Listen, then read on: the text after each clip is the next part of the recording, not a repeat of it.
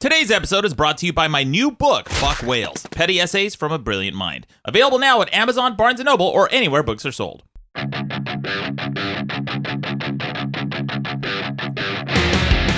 Welcome to the best debate in the universe. Every debate in the universe, from the best pets to the worst sex. With over 2.5 million downloads, I'm your host, Maddox.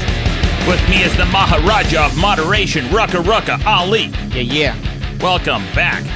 And moderators in training, Caitlin Hall and Alan Denton. Hey! Woo! Welcome back to the show. Guys, we got an amazing debate today. This is one that's going to piss off kids who were born in the 90s, because we're going to talk about things that sucked from the 90s. More specifically, what's the thing that sucked most about the 90s? But I want to welcome our guests back to the show. Caitlin Hall, welcome back. And also Alan Denton. Hey. Both two-time guests. Or no, I think Caitlin, this is your third time, right? I think fourth. Oh my God, yeah. Fan favorite, yeah. Thanks. Hey, I was born in the 90s, though. You were born in the 90s? Yeah, and was anybody else here born in the 90s? 80s. Okay, so, but I'm not mad about it, so it's fine. Hey, speaking of being born, our own Rucka Ali. Yeah. Yeah, it's his birthday today, homeboy. At the time of this recording. At the time of this recording, yeah. Yeah, so not too far off from when you guys will hear it, because we hustle here at Madcast Media. Yeah. We get this shit done. Mm-hmm. And Alan, as you guys may or may not remember, because if you haven't heard the episode he was on, he's the writer from Sonic Boom, writer and story editor, right? Yes. Sonic Boom. On Cartoon Network. Check Very it out. cool. It's on Hulu. Every episode's streaming on Hulu. Check it out. We got a lot of the Sonic fans coming out of the woodworks when you Really? came on. Yeah. Oh, yeah? Yeah, All right. my people. All right. I hope I didn't disappoint them. No, not at all. All right, guys. Well, we should get to the debate. I want to hear everyone's buzzer before we begin. Caitlin, let's start with yours. Let's hear yours. Wrong! There it is. Alan. Is it wrong? And Rucka. And here's mine. If you hear a buzzer during the debate, that means somebody disagreed with someone else that we want to chime in, point out a fallacy, a correction, anything of that sort of nature. But, Caitlin, we're going to start with you this week. What sucked about the 90s? Specifically, what was the worst thing about the 90s? Now, I hope you brought the heavy hitters, because I sure did. Oh, you know me, Yeah. so you know I did. Yeah. Okay, all right, so a couple of things I have. Number one, the 90s had shit TV. What were some... I gotta agree with that. Right out the gates. I thought you were going to already wrong me, No. so I'm really happy. Okay, so Yeah. what are some of the TV shows that you guys remember from the 90s? Full House. Full House. Horrible. That's one of... So the ones that I brought in, so Friends, Full House, Roseanne are some of the most popular ones that I looked up that were, big in the 90s. So have you guys rewatched Friends recently? They just put it out on Netflix. Horrible. It's really bad. I didn't even watch it. Yeah, The first time. It's a shit show. I remember watching it when it was like back in the 90s and it was funny then and it played. But now like a lot of the things that are in the show now that I'm rewatching are kind of like very sexist and like homophobic and transphobic lines. Like there's a whole thing about Ross not letting his son play with like the girls' toys, and then they make fun of Chandler for being gay all the time as if it's not good. Was that like that was like that was the punchline in a lot of 90s shows and sitcoms and things like that. Like, I went to middle lame. school in the 90s. Yeah. Yeah, it's lame. It's a different culture. It's a different time, and a lot has changed in 10 years. But Is that how long it's been since the 90s? Has it? What? Oh, I guess almost 20. Oh, So shit. would you arguably say that this time is better than the 90s was with those kinds of views politically? Politically?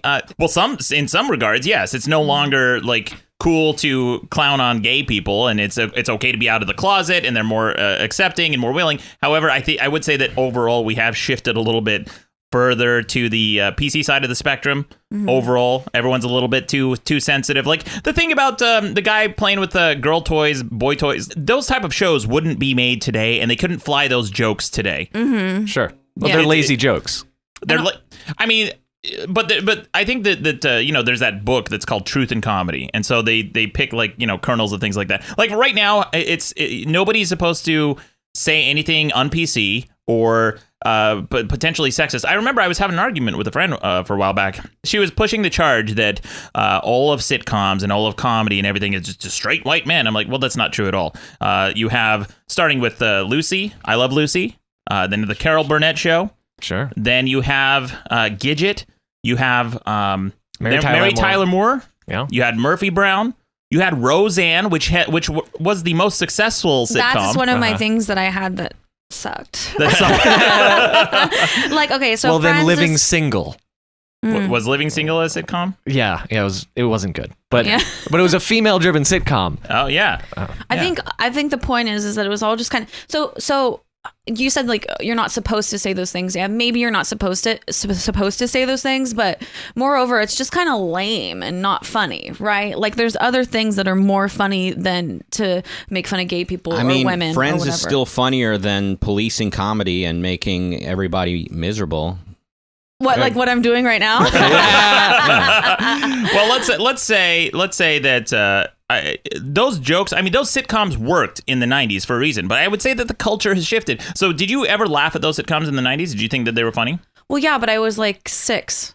So So you were a homophobic 6-year-old. Six- Okay, hold on. homophobic Let me jump in here. First off, Friends was just not funny. Like Yeah. every scene built up to like one punchline. The one that comes to mind is, well, sure, nature called and she wanted to see who else did. That was a fucking that was on the show. Friends was awful. Okay, but the first episode, the first season contained a lesbian wedding. no, you're totally right about Not that. even a gay wedding, a lesbian wedding. You're- With the famous line by Chandler, one that still strikes home to me. Joey, now you know how I feel every day. Every day is my lesbian wedding. Because Joey was saying, first off, well, Joey was talking about being at this lesbian wedding where everyone's a lesbian. There's a stereotype that I'm sure didn't upset everyone at the. But Joey was saying it's like being Superman and not being able to use my powers because like he can't hit on any of the girls. And Chandler said, "Well, this is how I feel every day. Every day is my lesbian wedding." Relatable memes. Anyway, yeah, it was an unfunny show, but it was not homophobic. It was not. There was nothing wrong with it. It was not offensive. When I say we, I mean you. You've gotten less fun. Me? Yeah. Caitlin specifically. See, as a 6-year-old homophobe. I know, I truly was. No, I was gonna say, for somebody who didn't watch Friends and says that Friends sucks, you sure remember. I didn't say I didn't lot. watch it. Yeah, but you remember a lot of lines. Oh yeah, like, I didn't. verbatim. Did I say I didn't watch it? No, but you said it sucked. I said it was unfunny, but it had things like "Every day is my lesbian wedding." That's memorable. And if we're gonna keep score of who's done the most to advance the gay agenda, I would say having a lesbian wedding on TV in the '90s, in the early '90s, even mid '90s, was pretty groundbreaking stuff. All right. I'm going to veto that because the sitcom that should get the credit for that, and I didn't like it. I wasn't a fan, but it's Here the it Ellen comes. DeGeneres Sure. sitcom. Oh. Sure, What was yeah. it called? It wasn't called the Ellen Show because that's what the new show It was just is now. Ellen. It was just Ellen. That's Yes, right. no, her show now is Ellen. What was Oh, the show back then? I thought it was Ellen. Maybe I thought it it's was not. Ellen.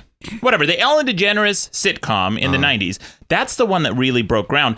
And Friends, those fucking cowards, they don't have the balls. They just followed in her footsteps because she got ratings. And eventually her show got canceled because she came out as a lesbian. Yeah, it had the first lesbian kiss on television. That's right. Ellen did? Ellen. Wow. Yeah, I believe so, yeah. Yeah. So actually, I'm going to even say even more is Will and Grace. Would be way more than that. But I think that they didn't even come in until like 99 Yeah, it was or later. 97 or And something. what's your beef with Friends now? I like how I've become like their defense attorney, but what why were they cowards? Friends? Yeah. Well, I would say that Friends played it safe with their comedy. No, their lesbian episode was like their pilot. Oh, that was their pilot Not episode? the wedding, but Ross announcing that his wife left him for a woman. That was in the beginning? Did that come before or after the Ellen came out? I don't know. You're the one who drew this comparison. All right, we'll have the listeners call in and correct us if we're wrong, because I believe Ellen, because it was a big deal when Ellen did. She lost her job. She lost the sitcom. She lost Middle America. A lot of people were upset and pissed. I went back and I watched that clip because I never saw it when it first aired. I didn't really care, and the internet wasn't really a thing where you could just look up these clips. I went and looked it back, and they actually handled it pretty well. It was a very it was an emotionally impactful scene, and you could tell Ellen, as a performer, was visibly shaking in that scene because she was that nervous. Wow. It was a big deal.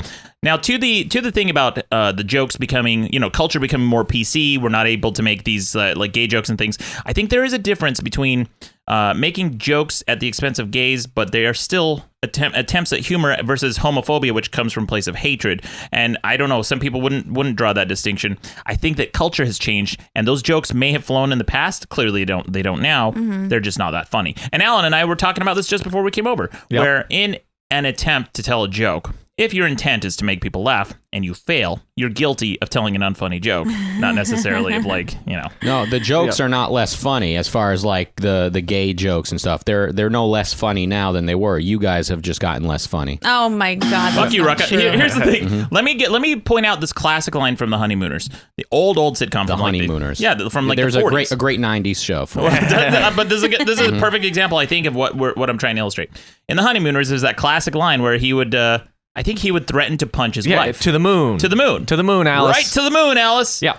And it was kind of implied. Even that cartoon that's going viral right now on the internet. That does somebody touching my spaghetti? That guy, when he's chasing his kid around, the subtext is he's going to beat the shit out of him. And that was kind of understood and accepted back then. Whereas today, can you imagine a sitcom where the guy, just lighthearted, it was like, I'm going to hit you. I'm going to slap the shit out of you, lady. I'm going to slap the shit out of you, lady. Can you even imagine a sitcom like that today? It would be very dark, and there might be a way to do it, but that's like just a shift in culture and times and everything. Would you agree with that, Rucka?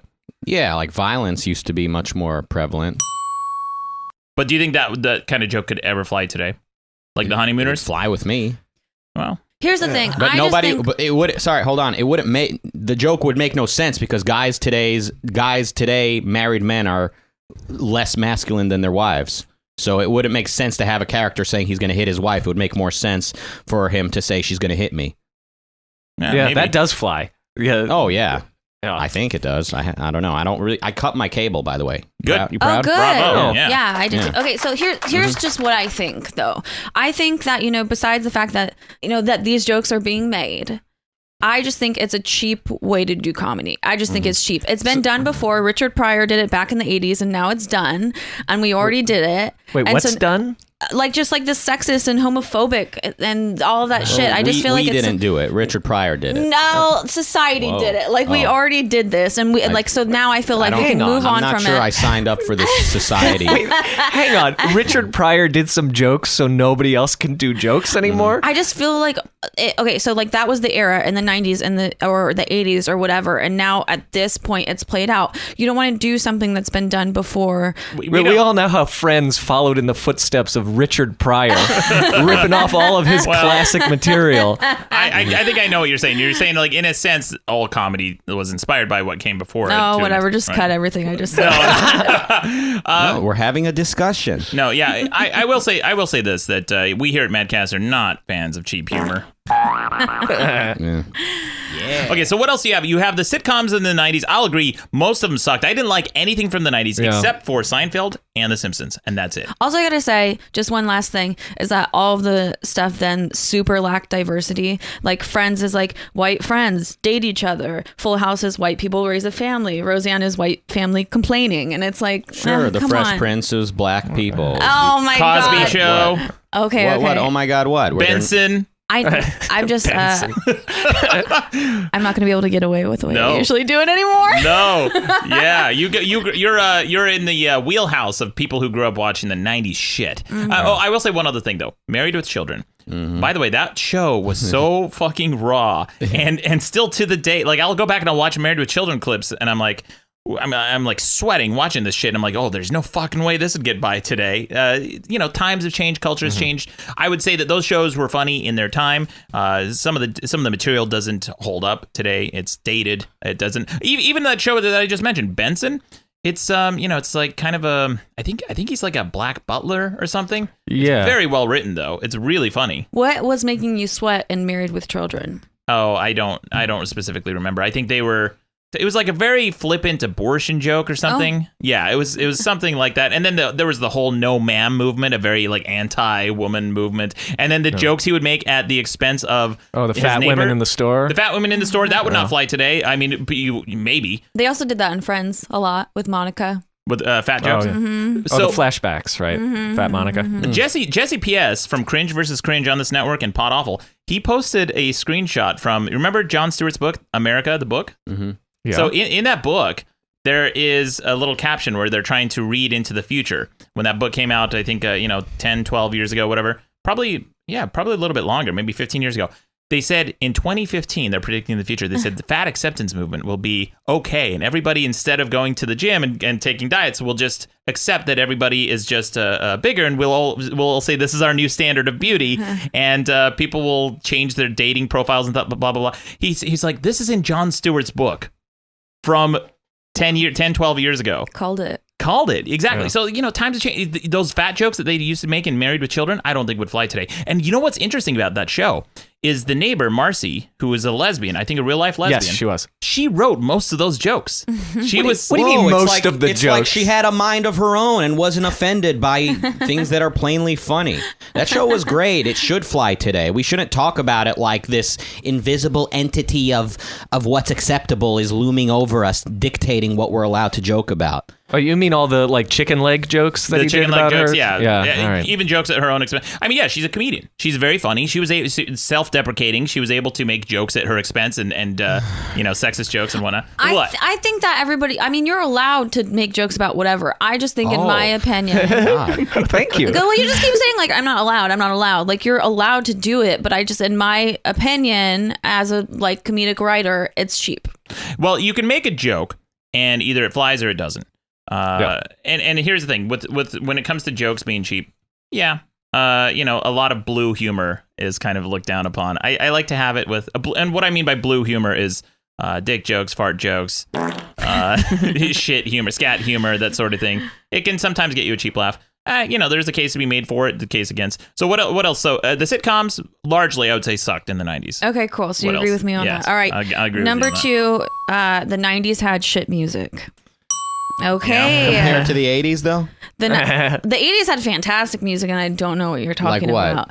about. Prince, we had Michael Jackson, we had Oingo Boingo, we had Cheap Trick, we had Don't look at him. He amazing. doesn't listen to I me. haven't heard any of these except for we Michael had Jackson. amazing, incredible music in the 80s. 90s sucked. So Smash Mouth, Okay. Limp Bizkit, That was and okay. Kid Rock all came out in the 90s. Those were all like 99.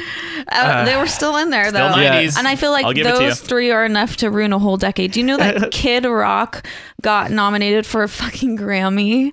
Oh, they give out Grammys like candy. Yeah, but Kid Rock for that song, that bang to bang diggy diggy, Ba with that's the ba. the song. You guys didn't watch the Grammys that year. If you would have seen his performance of that song, you would have been blown away. Oh yeah. Is it one of the rare instances of the Grammys where they didn't have technical audio issues? Yes. Yeah, well, fantastic. And you had Rosie O'Donnell hosting and just being like foul mouthed, and she introduced Kid Rock as like some white trash guy and a foul mouthed midget. Oh my God. See that again? If you tell a joke from the 90s today, and people kind of get wide eyed and be like, that's a sign that the culture has kind of shifted a little. Yeah, Sure. in a negative direction. That's a sign that we're less smart now than we were before. We were more adult back then, and we were less stupid than we are now. You mean you're because doing it currently at this very moment as we're talking? You're taking part in this nonsense that doesn't need to happen. Everyone out there listening knows what I'm talking about, but you guys want to play this game of like, yeah, that would never fly today. You're not letting it fly today. You're making it this way. Well, here's how. What were you gonna say, Alan? Well, no, I agree. I like that. Thank you. I'll say this. Here's how anything can fly today. Here's how you test it. You try it. People either laugh or they don't. Which people? The audience. You put it out. You put it out there in the public. Take whatever you think you can't say. You can say anything you want. Yeah. Try it. Either people will laugh or they don't, and that's it. That's how you tell there's them. different avenues of comedy. There's like memes on the internet. Is that not comedy? Is that not reaching an audience? It is, yeah. Okay, Sure. and it's works. usually no hold bars, completely offensive. Well, the type. Yeah. Then stand-up comedy, you're there to it's hospitality. You're there to make an audience have fun. So you need to kind of consider who's there. Usually adults, people either on a date. You might have a bachelorette party. Like it's a totally different demographic than, so you need to consider the audience. You don't need to, but you might. You have a different audience. You have a different audience. Yeah. Okay, I think. But we're also, agreeing. but stand-up comedy used to be edgy and hard. It used to be about pushing buttons. Today, stand-up comedy is one big circle jerk of political activism. Would you say that's the case with Dave Chappelle's newest sets? I haven't seen his newest sets. Absolutely not. Yeah, no, I don't think. I think that there's still people out there that'll deliver the kind of comedy that you're looking for. Yeah? Like who? Yeah. Dave Chappelle. Dave Chappelle. To name Okay, one. you didn't name the one guy who's known for his 2000s show about racial And stereotypes. then, well, no, because he talked a lot of things about Trans. talked a lot about trans people and stuff. But I feel like, as controversial as that was, he still ended it in a way that was good. I don't know where this is going. You Anyway, the do, point- you do, but there's a lot of people who had problems with that, with Dave Chappelle's new set. I didn't. I watched it. I thought I got his message. Dave Chappelle is a product of the 90s. He's, pushing 50 years old or something now? Mm-hmm. He is a product of the 90s. And you can tell he comes from an era with a cultural point of view. Mm-hmm. And he's very much, when I watched his stand-up set, the new one, which I don't know if you Did guys... you watch both of them? I did, yes. Mhm, me too. And I felt like he was a man who is trying to modernize his point of view and still without completely disbanding what he felt may have been his beliefs in the past. It's an interesting look at it. I didn't have a problem with it. A lot of people did. That was a really good way of wording, I think, what he did. I think that is what he did. I'm not taking part in this. He had a point of view. He was making a point. like comedy is all social commentary and the way to put it a certain way. It's like, no. Was it funny? Yeah, was it funny? Dave Chappelle is a funny guy. He used to do the most outrageous racial stereotypes on his show. That's That's my influence. That's what I'm into. He was, and as much as people want to make it about like, oh, what's the social message he's trying to say? Oh, he had a 90s point of view. Hey guys, it scares you. That sounds just like him. I know. I think that it just makes us more refined and you just a little bit more immature, but that's fine. Yeah. Well, maybe that's why edgy, great comedy mostly appeals to guys. That could be part of the reason. Great comedy. Well, here's the thing, though. Just to play devil's advocate, I watched Roseanne. I never watched Roseanne when I was a kid, when I was younger, when I was growing up, whatever, because it was a shit. I didn't like it. It seemed like a shit show. It also hit too close to home. Roseanne was an interesting sitcom because it was one of the few that showed a real slice of American life, like in the Midwest, where everyone lived in kind of a rundown house with a shitty brown couch. And everyone was kind of fat. Roseanne was fat. What's her John Goodman? Name? John Goodman. He was fat. And then the kids were kind of like plain looking. The daughter was plain looking. And then the son. Did they have a son? They had a son, right? They had a daughter and son, I think. Yeah, they had some kid. Kid, yeah. Well, I remember some the weird daughter, looking kid. because she was a lesbian too, right? Or something. Oh, man, I don't know. You keep looking at So, me. so where are you going? with this? So, okay. What's the problem here? So, but that show was edgier than most sitcoms at the time. And it was the number one show. I think it had a huge run for like 15 years or something like that. The number one show in America. Of course. Yeah. So what's your point about that? What's wrong with it? No, I'm not saying anything. Why do you bring it up? I'm bringing it up because there was a sitcom with like a female helm, like a female point of view that was edgier than most. That's what I was saying. Oh, yeah. Look, Archie Bunker was originally supposed to be hated. Like, people thought he would be the most hated person on TV. But everyone fell in love with him. Yeah, that They didn't said, work. yeah, he's kind of a bigot. He's a little bit, rough around the edges. But he's a lovable, salt-of-the-earth guy who hates his hippie nephew or son-in-law or whatever it was. Yeah. It was like, I don't know. There was something charming about it. So the writers kind of played themselves in that case. The American people don't like being condescended to. They don't like being told, here's what you should find funny. So, yeah, honestly, what's on TV today will someday be rejected. People in 10, 15, 20 years will look back at what is acceptable today. If we go on at the rate we're going now, if we keep going this direction, you'll have people saying, "Oh no, that wasn't, that would never fly today. That was offensive." So I think about that a lot. I think about how someday, because I feel like I'm pretty politically correct, but I think about a lot about how someday I'm going to be a fucking asshole, to my kids. My kids are going to think I'm so horrible. You're going to think you're backwards. Well, you're supposed to use that knowledge to Right. to have compassion for people that you think are assholes now, that are maybe older. I like this guy. Instead of judging your future self, try and be a more open person now. I do. I try that. Anyway, the point is we're getting off base here. I've always said the funniest people today write for kids. Like he writes for a kids show, and look how much more in touch with reality and and mature he is than the two of you. No offense. What the fuck are you saying, Rucka? I've not made He's right. Yeah. We gotta Anyway, do- we're He says- running low on time. No, we're Let's not. keep it going. No, we're He not. says, he's right. We are more mature. Yeah. Okay, so anyway, but you guys agree with me that there was shit music in the 90s? Yes. There was some shit music. Yeah. No, there was shit. Yeah, most of the but- music. Maddox, shut the fuck up. What didn't you like about the music? Can you name some of the bands you didn't like? Yes. Yes. Smashing Pumpkins. Bingo. Wow. Bam. Start There with go. that. There You- go. there- Any audience members that were still on board with you? Yeah. You did or you What's did wrong not? with Hated Smashing it. Pumpkins? Hated Smashing Pumpkins. I wrong with hated, them? what's his name? The Wanna go for a ride? Billy. Billy Corgan. Billy Corgan. Yeah. Billy Corgan, who I've heard is a douche in real life. I Okay. never liked the guy. And now look up pictures of Billy Corgan today. Look up a picture today. He looks like when Darth Vader's mask comes off in the first time in Star Wars. He Wow. looks like that. I swear to. And look, he's an ass. He's an ass. And I know this. I have a secondhand account of from somebody who knows him. Secondhand. Secondhand account. That's the second best kind of hand. Yeah. This is somebody who spent quite a bit of time. I'm not going to define the relationship they had with Billy Corgan, but I've heard some stories, and the guy's a douche. And he was on the Howard Stern show, and Howard Stern does something very clever. You know, Howard Stern, I could sense that he didn't like Billy Corgan. Because nobody can in their right mind. Billy Corgan's a douchebag. So Howard Stern's he's on the Howard Stern show, and Caitlin pulled up a picture.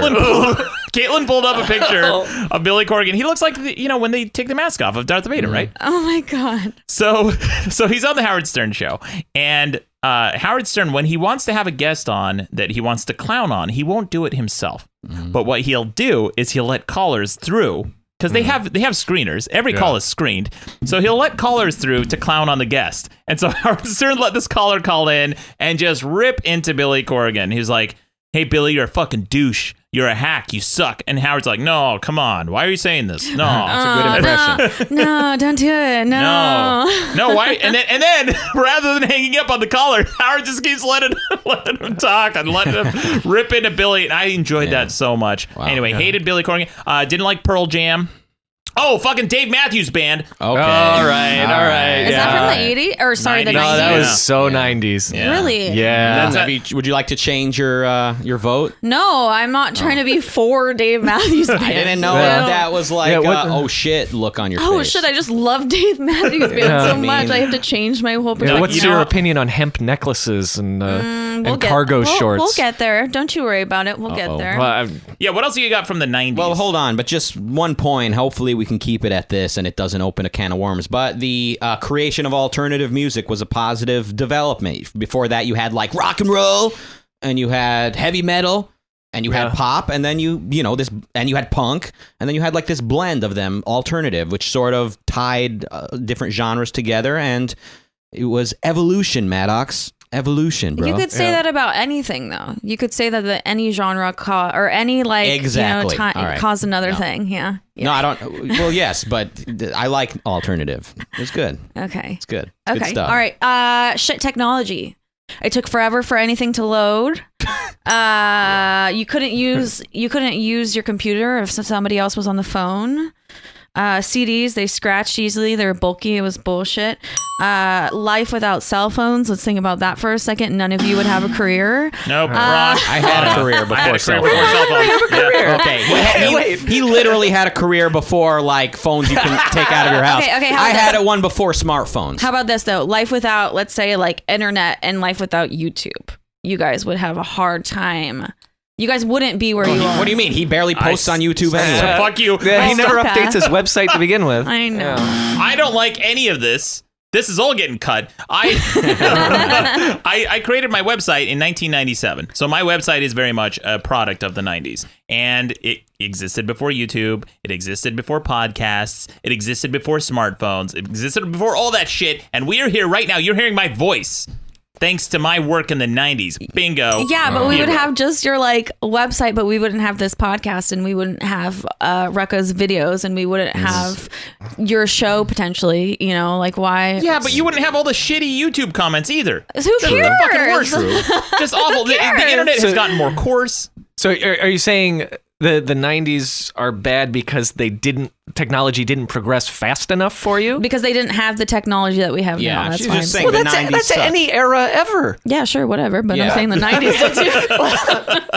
But the 90s were shitty compared to now. Compared to now, that's Compared what I'm to saying. now? Yeah. Okay. Yeah. Yeah, maybe. But they were better than the 80s in that respect. Yeah, but the 80s did have better music. I'll go. Okay, next thing. Shit fashion. The 90s had the worst fashion ever. Oh, There was come a- on. The 80s want to talk to you Oh, about the 80s was way better, but let's not touch on that yet. 90s, there was a lot of denim. There was denim on denim. There was Zubaz pants. You remember those? They're those like kind of parachute pants with the really busy patterns. Like the MC Hammer, they were kind of like, busy. A little MC bit, yeah. Hammer. busy. And now they're coming back today, which I don't. Well, the early 90s fashion was like, I blame on the 80s. The 80s was such madness. It took us a couple of years to kind of, slowly ramp down until we guess. could start wearing flannels. I think that if we looked at like the 80s versus the 90s, no, I would think that the 80s is a lot better. The 80s had a lot more slim fit. I think so. No. All right, so there was a lot of baggy denim. There was just too much denim overall. I can't stress this enough about the denim. Yeah. There was fedoras. You guys, there was a lot of fedoras in the 90s. That came from the 40s. But they were still wearing them in the 90s. Yeah. Let's look at it the way that I'm looking at it. It was worse than it is now. They were wearing fedoras then. I guess some douchebags wore some fedoras, but I wish you wouldn't insult 90% of our listeners. Milady. Yeah. And can I just say, so how are people going to vote for Caitlin's? Yeah. So side? Caitlin, if you had to pick the one, The comedy I did- one was comedy one? controversial. We were arguing about that would be a good one to pose. Yeah, as, whatever, as let's do that a one. Is that the vote. one you'd like to? Sure. All right, Alan. Let's move on to your pick. What would you say is the thing that sucked the most from the 90s? all right. Well, I mean, put yourself in the place of the 90s. It was there was a technological revolution, right? Computers were in every house. Everybody got connected for the first time.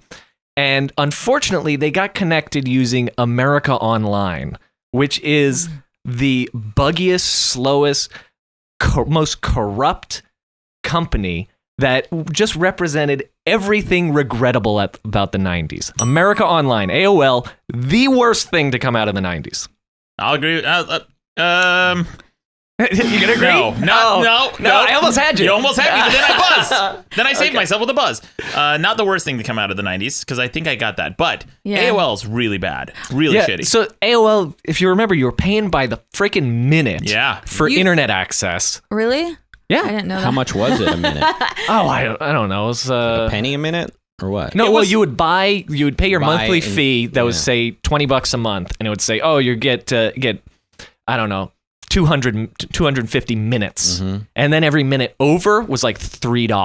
Ruh-roh. Yeah. And not only that, but in contrast to that, you got a lot of free hours, so it didn't even matter. Everyone got all those free hours. Well, yeah. Well, when you first sign up, that's how they get you. Yeah. And so that was the famous thing. They were sending out CDs with 500 free hours or minutes, not hours, minutes, but 500, 1,000 free minutes and everything. And those CDs were so prevalent. There was a time, I looked it up, there was a time when 50% of the CDs that existed in the world were America Online demo CDs Holy by shit. volume. Oh my God. Wow. There was a period of time where America Online had 40% of the CD making capacity under their control. It was incredibly wasteful. You think about going green, trying to save the environment. AOL was basically filling landfills with their garbage CDs for their garbage product. Yeah, there was a guy, I don't know if you were going to talk about this, but there was that guy who was collecting them in the 90s. Do you remember that? Yeah.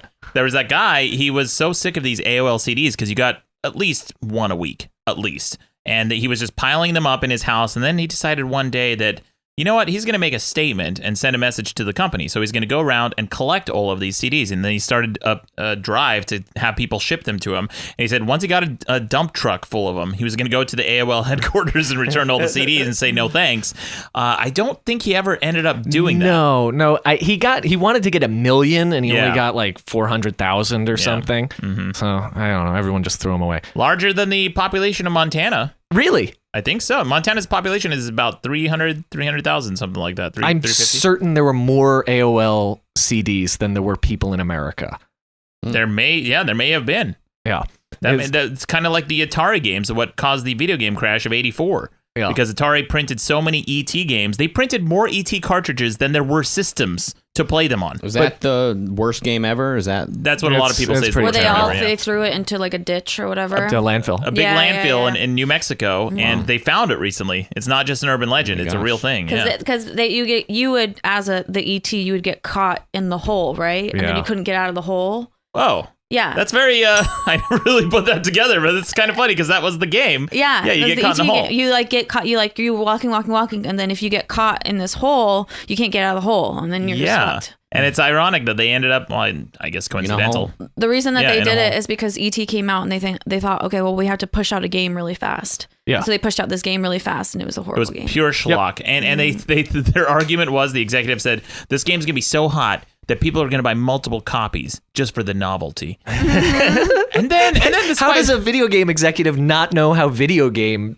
works? Oh, they didn't know shit about video Yeah. games. Yeah, they buried these, and then they buried them in the landfill, and then to prevent people from digging them up, they're fucking lost. Who cares? Like shitty product. They covered it in cement too. They poured cement on it to prevent people from digging up shit in a landfill. That's cold. All right, Yeah. so back to AOL though. Yeah, and so AOL, if you remember in the 90s, so it was buggy as hell. They expanded their user base so rapidly with all these CDs that then it was constant busy signals to try to connect. Yeah. And then once you did connect, it was slow as hell. It was this awful clunky interface where all you really want to do is just get on the web, but there's just this entire interface where they're telling you the keyword, go into chat rooms and everything. It was just it was a huge community of dipshits. It's Huge. the worst. Yeah. AOL people were kind of like the second-class citizens on the internet. If you had an @AOL account on the internet, Really? everyone automatically thought you were a moron. Really? They knew, yeah. Much absolutely. like Second class. much like Hotmail Second class, today. yeah. Much like Hotmail, exactly. And much like AOL. Yeah. People who still use AOL, yeah. They're still swindling your grandmother. Oh, like, yeah. Everybody's moved on. There's, I looked up their last quarterly earnings report. They listed about 2.1 million monthly users who are still paying a monthly fee Holy shit. at an average of $20 a month. So that's like $42 million a month of people that don't realize they don't have to be paying for this.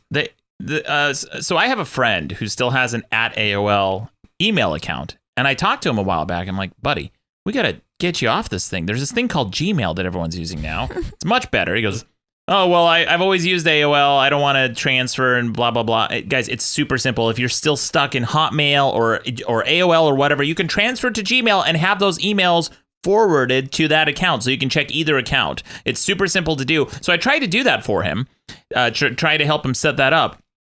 And he called AOL to get the account transferred because he wanted to transfer the payments. His grandpa was paying for it. And I think his grandpa passed away, so he no longer had access to that account. And then they said, well, we need to talk to your grandpa because he's dead. And they said, well, we got to talk to him or somebody in charge of his estate. Yeah, he goes, well, I can't get you that person because they're in the hospital. And so it became this huge thing, and he spent hours and days on the phone with AOL. Yeah, that's their bread and butter. Yeah. They don't produce anything. No. They just like Swindle old people. Yeah, that's basically it. So and also the swindling didn't start after everybody left. Like back in the 90s, if you want to keep it 90s specific, they had, community moderators on message boards and chat rooms and everything. And those people were usually children who were not getting paid. For real? Yeah. They were like, oh, you get free access every hour of moderating you do on the chat rooms and message boards will give you then another free hour of service. Can you imagine? So there's a they perfect had slave labor on AOL in the 90s. my There you go. God. Can you imagine today? Again, that's another thing from the 90s that wouldn't fly today. If you had kids who had to do work for you and you paid them in internet time. Yeah. That's insane. That There was a huge class action lawsuit that finally got settled about 10 years ago. Yeah. And it was like, I don't know, $15 million or something that they had to pay these adults now in back wages. Wow. Oh my God. Wow, that's crazy. Okay, we cannot brush over AOL without giving them credit for Instant Messenger, which was revolutionary. Sure. I'll give you Oh that. my gosh, yeah. the first time you've agreed with me of all time. I've agreed with you a ton. AOL Instant Messenger, it was the instant messaging system to use. Yeah. And they just shut it down, the final servers. I went online. I went on Instant Messenger the last day just to be on for as it went down, watch it crash. It was kind of depressing. Yeah. Nobody was on Well, there. like when I went on there a few years ago, I was wondering like, whoa, what if there's like some girl like online that I used to talk to when I was 13? Yeah. Yep. Like, right? I did that actually. So I got out of a relationship and I was in a long relationship and I thought, you know what? I'm back in the dating pool. I used to talk to some girls on AOL, whatever. I'm going to pull up AOL and see if they're still on. And this was like when people were still kind of using it. And I just went through my list and I was like messaging each one because I didn't remember who anyone was. They all had stupid nicknames. And I messaged this girl. I'm like, hey, I don't remember. I think we used to talk or something. I don't remember who you are. And she was like, oh, here, I'll refresh your memory. And then she just sent me a picture of her ass. I'm like, oh, okay, cool. So it's on. And then we started talking. We went on a date. Yeah, she was the first girl I dated after my long-term relationship Sounds ended. classy, I'll tell you I that. know, it's a way to go. Yeah, very, very classy chick. And oh man, this is just like all of my weird decisions catching up with me. I also had this theory for the longest time. And by the way, if you guys are watching on YouTube, you can even tell by my body language because I just scratched my neck. Uncomfortable.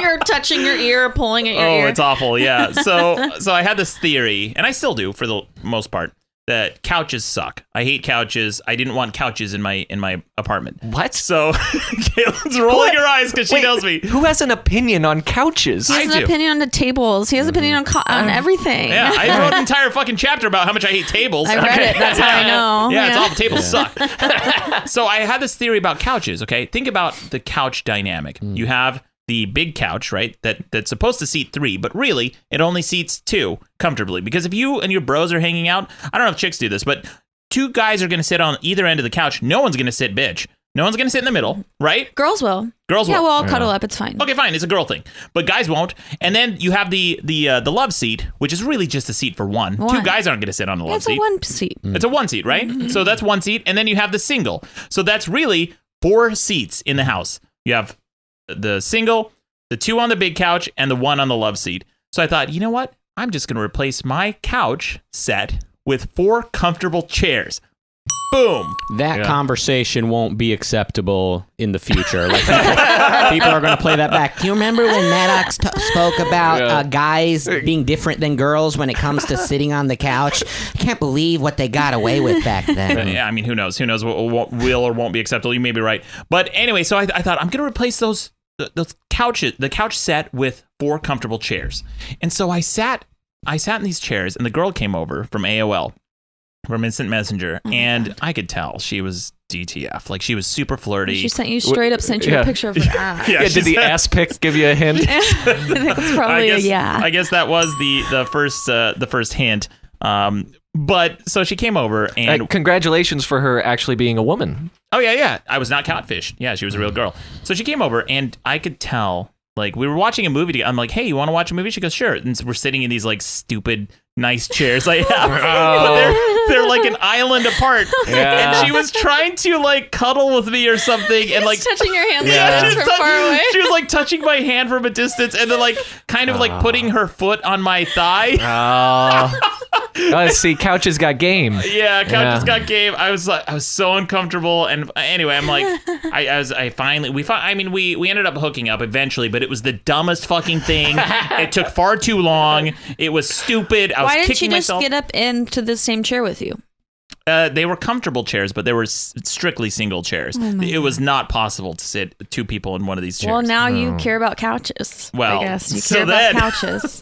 Yeah, I'll save this for another day, but then I got the perfect couch. It was amazing. I'll talk about this couch someday. All right. Ooh, stay tell us tuned. about your couch Ooh, next can't week. wait to hear it. Ooh. So AOL Instant Messenger. Yes, Yeah, back to AOL I- Instant Messenger. I'll give you that. AOL Got Instant me Messenger late. was good. And What? when I had AOL Instant Messenger, I used to see the people whose like profile indicated that they have AOL itself. Yeah. And I didn't see that as second class. I thought these guys can afford to waste money on AOL. These guys are rich. No way, I'm man. poor. I'm ashamed. No way. I thought that was AOL was not a status symbol. AOL was like, oh shit, they might be old, or in a family, which is also lame. Yeah, I mean, you were judging them incorrectly. They probably thought you were cool because you didn't have AOL. Well, we were all kids, so it wasn't like AOL was like soccer mom, people who don't know anything about computers. You know, it just it was the generic internet. I mean, choice. it was a clear waste of money, which is why I was jealous of people who can afford to waste money. That to me, that thing that people wasted money on that was a status symbol for me was the Disney Channel. Oh my God. I was so jealous of people. You had to pay how for about that? How about when it was free Disney Channel week or something? Do you remember? They would be like a Disney that's right. preview week. I would be glued to the TV. Yeah. I wouldn't leave at all. I'm like, oh my, I gotta watch every fucking second of this shit because it's so expensive. My parents would never pay for Disney. Yeah. It was Homeward like Bound HBO or has come on. Showtime back in the day. Yeah. Homeward Bound: The Incredible Journey is about to come on. Can't miss it. It was nonstop kids programming, and it was like the best kids programming. It was like every now and then they would get like some low rent movie that they would show on Nickelodeon, and I'd be like, oh sweet, a cool movie on Nickelodeon. But Disney Channel, it was like every other fucking day. Boom, you got this movie. Yeah. Boom, you got the movies that are still in theaters. I'm like, holy shit, how's The Navigator still on? It's still in movies. It's still in theaters, and I can watch it at home. Blew my mind. That was like impossible that ever happened. But anyway, so the Disney Channel was like the premium thing for things. But I back didn't to have Disney AOL. Channel. So AOL, is that your worst thing of the 90s? Yes, it is. Okay. I mean, it did suck. We can all agree with that. we can all Is agree it the with worst? No one's like, I want to have my internet on a CD. No one wants that. What do you got, Rucka? So Caitlin touched upon fashion. I'm going to say flannel was the worst thing. Fuck out of here. How dare you? Hold on. Is flannel what, like, it's like checkered? Yeah. You guys like that Wait, you shit? don't know what flannel is? Hold on, let me Google it. are you I don't not- know if it's flannel or plaid or No, what. you're Hold on. talking about flannel was the style of the 90s. If you're talking grunge, Yeah. yeah, I wear that was flannels flannel. all the time. Yeah, flannel's great. Have Well, you ever heard you of shouldn't. Have you ever heard of lumberjacks? Yes, I'm talking about flannel. Yeah. Yeah. Oh my God, you guys like that shit? Want to know why? Only if 'Cause, you're a man, which me and Caitlin. You're a lumberjack? I'm a man. Yeah, I'm a lumberjack. I wear them tighter on my waist a lot. It's so hot Yeah. when girls wear that shit. No, it's not. Why don't they just wear clothes? That is clothes. Does anything eliminate the shape of a curvy woman than this stocky, thick shirt that just fucking makes her a perfect rectangle? They All right, have them you know now. what? It's not a performance for you. All right, they're Oh my Thank you. gosh, I love him. they're trying to wear a warm shirt and then they keep it. And then it can tie around their waist when All it's. right, I'm sympathetic with women's And need also, to be sometimes warm. I'm trying to hide my camel toe, and I don't want it showing. Wait, you have to camel let toe? What is flannel? Flannel Yeah. is you waist tie up. it What's she saying? around, You and tie then it it around, covers your and the crotch. arms, the arms fold over right in front of your camel toe. Oh, okay. Can I change my 90s thing? Yeah. Okay, tying your jacket around your waist. Was that a unique product of the 90s? Yes. Yeah. Okay. It was exclusively done in the 90s along with fanny packs, but I'm All going to right. go with... Is Tying that your yours? shoe. Are you no, fanny I'm packs? not fanny packs. I'm not fanny packs. Well, how am I supposed to pick just one? It's fanny packs and there's tying your fucking jacket around your waist. to hide Pick your whichever- camel toe. to hide your now that's I would say that's a negative to hide the camel toe. Yeah. I want to see that shit. You ruined it. Yeah. You ruined the 90s. Flannels are great. Flannels are great because you can wear them around your waist. It looks really cute. And when you're cold, you can take it up and put it on. I love flannels. I wear them all the time. And now they have them, like if you go to Urban Outfitters or something, they're much looser and thinner so they don't look all boxy. They lay nice and flat. All right. You're it's wrong. not a Rucka. great look, and it wasn't around in It the is. 90s, It is a good so look. my point stands. What It do just you- was around in the 90s. You just said they made it different the now. thing- I'm the thinner sure kinds, that yeah. they had it. Well, then. you The can't be tailored so flannel. sure. I don't think tailored flannel was too hot in the 90s because Yeah. kind of the point of grunge was that they were, didn't give a shit. Yeah, You're see, right. kids today, kids like Caitlin, they don't understand that the point was to look like shit back then. They didn't commercialize it. I mean, they tried, but the grunge people, the hipsters, they wanted to look like shit. Yeah, the people who were defining the generation of cool, the people, coolest people. The people who spent more time on their looks wanted to look bad. No, that was just the look. They weren't trying to look bad. That was You just think- the look. you You think- think it looks bad now because we're now, but I don't think it. Well, I was back then, and I didn't like it. Listen, well, grunge was part of being jaded. You know, it was a reaction to kind of the 80s and early 90s, and then it was just became oversized flannel. You know, and grunge bands. Yeah. Listen, you know how like there's all these people today that are like social media stars and they kind of came out of nowhere, and like then you have these scandals and it's kind of like, well, these people were never vetted. Somebody blew up on YouTube from their bedroom. Nobody's heard of them. Nobody screened them. But now you've got this person who's behaving in a very inappropriate way, and they're famous. This would have never gotten by like an agency. No manager would have ever picked this person up and made them famous without thoroughly training them to behave properly. So back in the early 90s, bands like Nirvana, same deal. These guys were punks from Seattle or wherever. They were not plucked by a major label and taught to dress a certain way and to behave a certain way. They were fucking bums. They dressed like shit because that's the existence that they were living. And next thing you know, it's fashionable to look like shit. Yes, it was just looking like wearing what you woke up wearing. It was dressing like you pump gas at the gas station. Well, you have something to say. All right. So you got a problem with the fashion zombies that appropriated the grunge culture? No, fashion appropriation. I don't have a problem with any appropriation. I encourage it, but I have a problem with flannel because it looks. I think what he's trying to say is that they looked like shit because of, let's say, Nirvana was brought up and was. I think that they probably were vetted by an agency at some point and changed them. Everybody does. At least now they do that now. You'll be your own way in the. I'm very well read on Nirvana. Are you so well versed on Nirvana? And like the other bands too. Nobody could tell these guys what to do.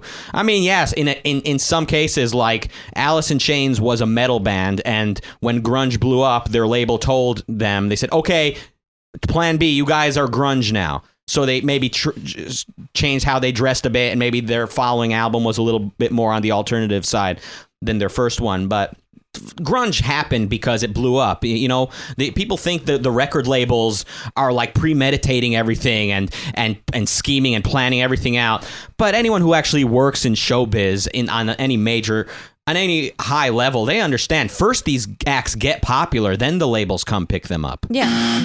Not always. No? I will say... Not always. Nothing's... Oh, yeah, you've got Linkin Park. They were crafted by a label. Not always, but for the most part, you get popular. Okay, Maddox, you got popular on the internet. Yeah. Then you got, not picked up by anyone. But yes, what point were you about to make? What point were you about to make before that unnecessary insult? Yeah, it was very unnecessary. Yeah. This is what I like about Rucka. He notices his mistakes and you immediately... got picked up. You got a book deal. You got a TV show or whatever, a Vegas show that never aired. All kinds of shit. All kinds of shit. God. Jesus. What?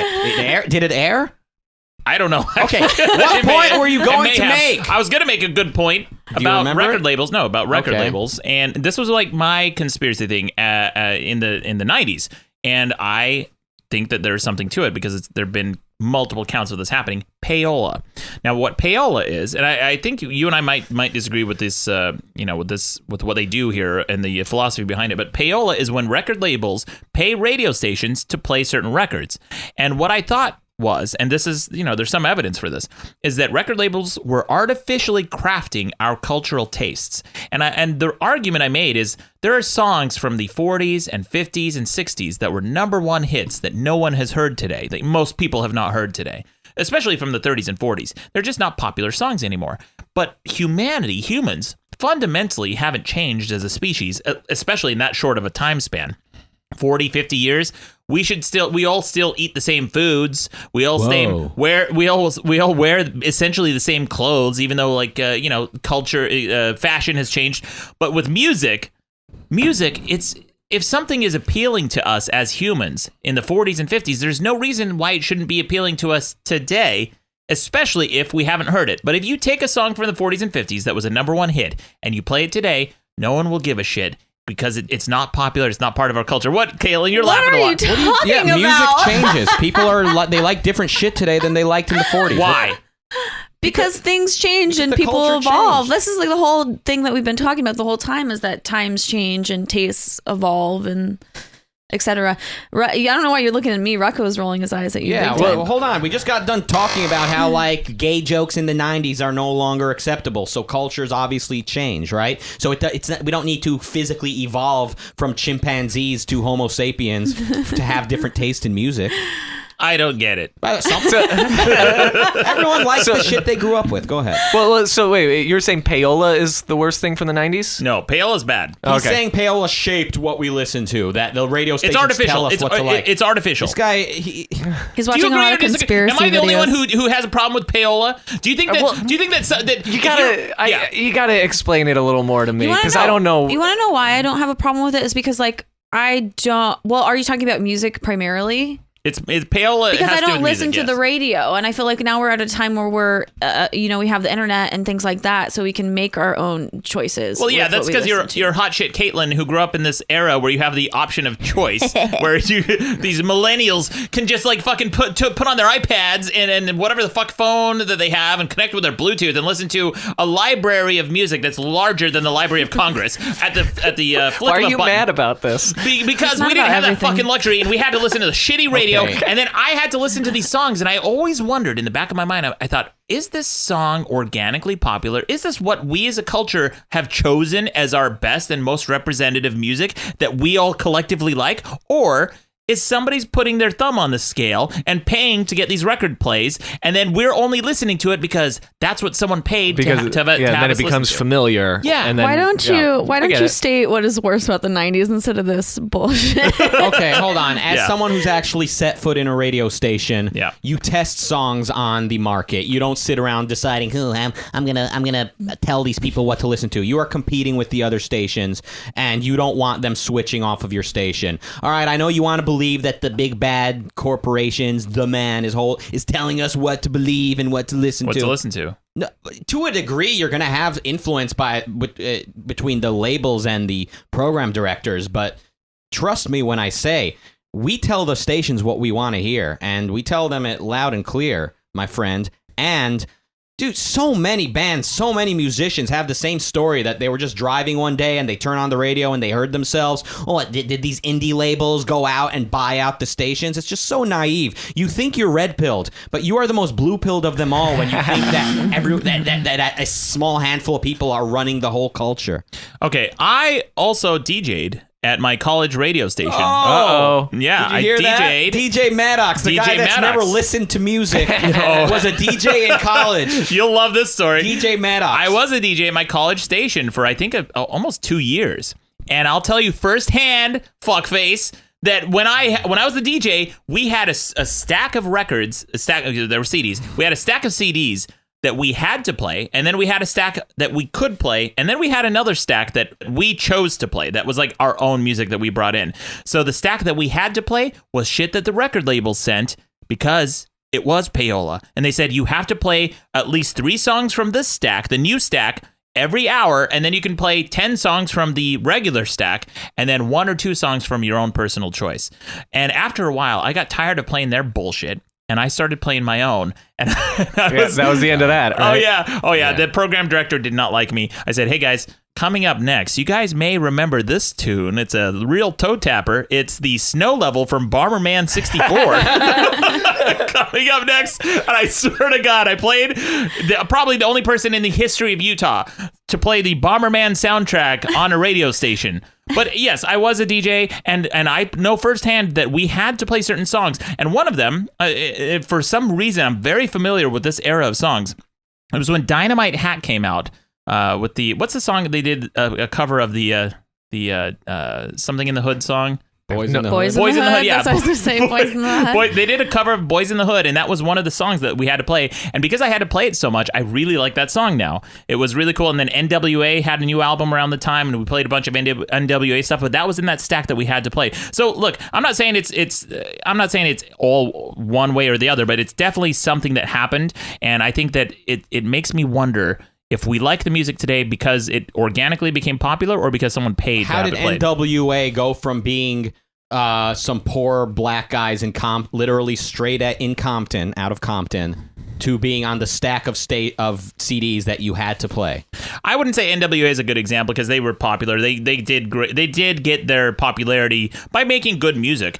But then some of the songs I played never got popular, but they were definitely in that payola stack. I remember that for sure. But anyway, do you have anything else you want to add, Rucka? Tying the flannel Yeah. around your waist is the worst thing about the 90s. It's my favorite thing That was a about pretty the good 90s. decade then. Yeah. That's a good decade if that's the worst thing from the 90s. Some people tied their shirts in a way I don't care for. Yeah. God, it just symbolizes just such low expectations of life. Dude, if a chick was wearing like a short shirt, like a white hot t-shirt, babe. a hot babe, Yeah. and then she was tying that thing, you see the midriff, fucking boner for days, You can dude. see midriff without her tying her fucking shirt, flannel. Yeah. around Because her we're waist. trying to hide our camel toes. Exactly. I already told you. Exactly. So you see the midriff already. You're like, damn, I like what you're selling. And then she takes the shirt off, and then you see the camel toe. Holy shit! Bam.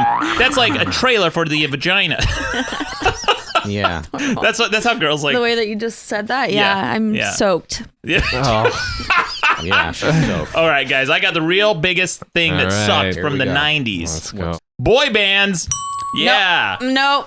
What do you know? No. Wait, boy bands are good? I fucking love. Just the other day, a little side story. I met Lance Bass at a gay bar, and he was the sweetest little baby angel I've ever met in my life. He was amazing. I love Backstreet Boys. This is the thing that I was worried about because like I said, I didn't know the way this was going to go. I thought we were going to talk about shit music. Oh, I did. But I was afraid. I didn't want to talk about how much I love boy bands and Britney Spears. Some of that stuff is amazing. Yeah. I fucking love boy bands. NSYNC, and Backstreet Boys. Yeah. Great music. Now, for those who Great don't- music. Great Come music. on. You can Fantastic. top say of the you line, like it, but don't say best- great music. Best music in the Caitlin, world. please, we may have to issue an apology after this episode because people have used that phrase to describe Mozart. And you're also Mozart doesn't. Another guy whose stand up. birthday is today. hey, happy birthday Yeah. to the two greatest composers. That's what I've Aw. said. Yeah. That's what I've always said. But listen, let me take an unpopular stance and agree with Caitlin for once. Yes, Oh my God. I'm Rocka. not saying great music, but the fucking railing against the boy bands is kind of played out. If you hear an NSYNC, a popular NSYNC song come on or a Backstreet Boy song come on, and you don't start singing, I know Bad you example will. because he doesn't listen to any music. He's never heard. right. He's never heard NSYNC. He's never heard music. Listen, it was poppy, it was catchy, and if you hear "I Want It That Way" and do you still pretend you're not into that song? What are you trying to prove? It's been 20 years. You Yeah. can just admit you like that song. I don't like that song. It's a fantastic song. It's a great song. Look at Rucka bullying us into liking boy bands. And, what do you have against like fucking manly shit, Rucka? Not boy bands and flannel. Those are things that You're the one that hates Smashing Pumpkins. That was edgy, man. All right. So what about boy bands makes it the worst? the music.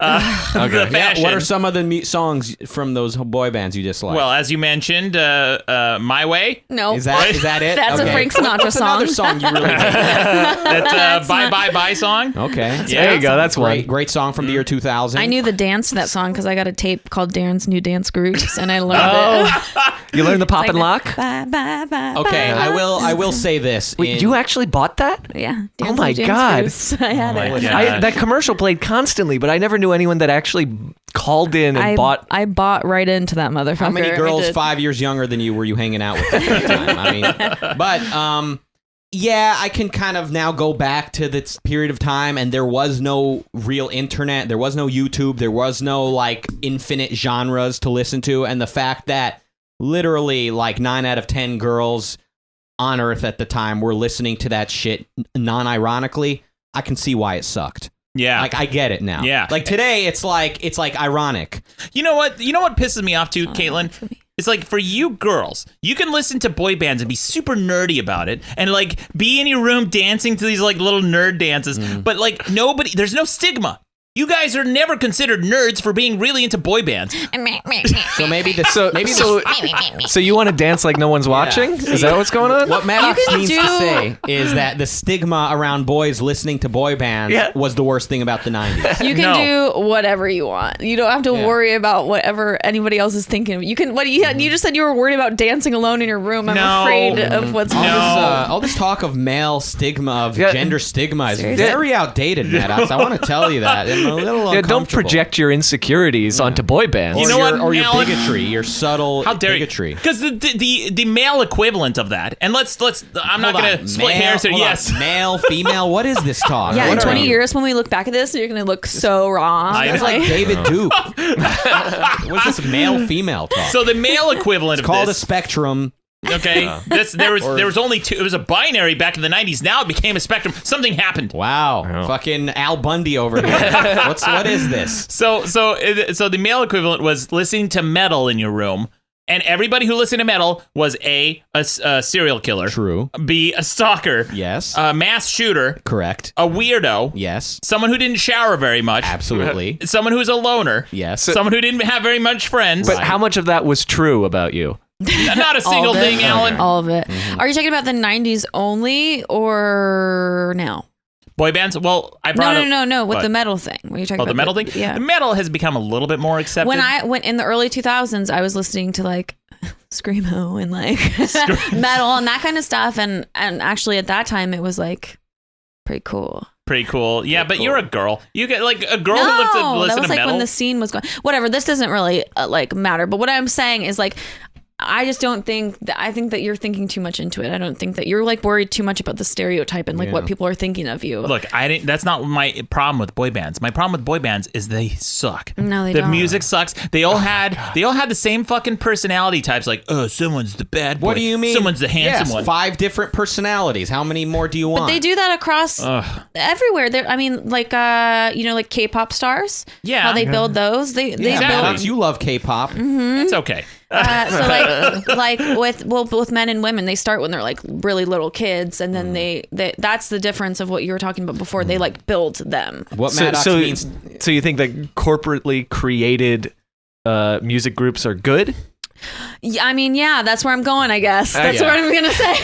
So of course, and there's an example of things that the labels did create and market, and some would almost say brainwash people into liking. Like they would create the Backstreet Boys' first music video, I believe, showed them getting clamored by girls. Yeah. And then girls would see that and go, "Oh my god, Maybe I need these." And they were like created by old perverts too. Yeah. Lou Pearlman. Yeah. A lot of of them got Swedish men. screwed, right? A lot of them got screwed. The boy bands got screwed by their managers. Oh, yeah. Right? Literally.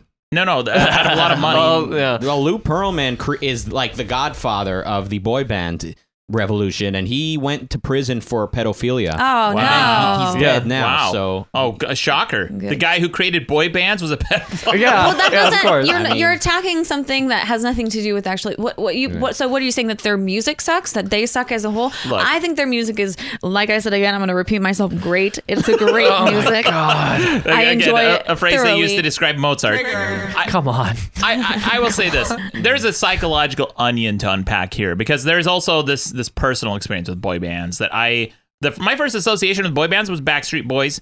And when I was in I think in high school, there was a girl who everyone kind of picked on because she had a huge, giant, gaudy duffel bag that was Backstreet Boys. And it was fluorescent yellow and pink. And I remember she would sit behind me all the time and be really upset and cranky because everyone was making fun of her. I was not. I was always polite to her. But she still tried to hit me with that duffel bag. So I would lean forward in my chair and put my hands on my desk so that she couldn't hit me. It was just out of reach when she swung that duffel bag to hit my back. And so then the kid sitting to my left, his name was Christian. He would look at me and be like, and he would announce in the class, he goes, "Hey, everyone, look at Maddox. He's got a boner." So I'm like, no, I'm just actually sitting this way so Janine doesn't hit me with her duffel bag.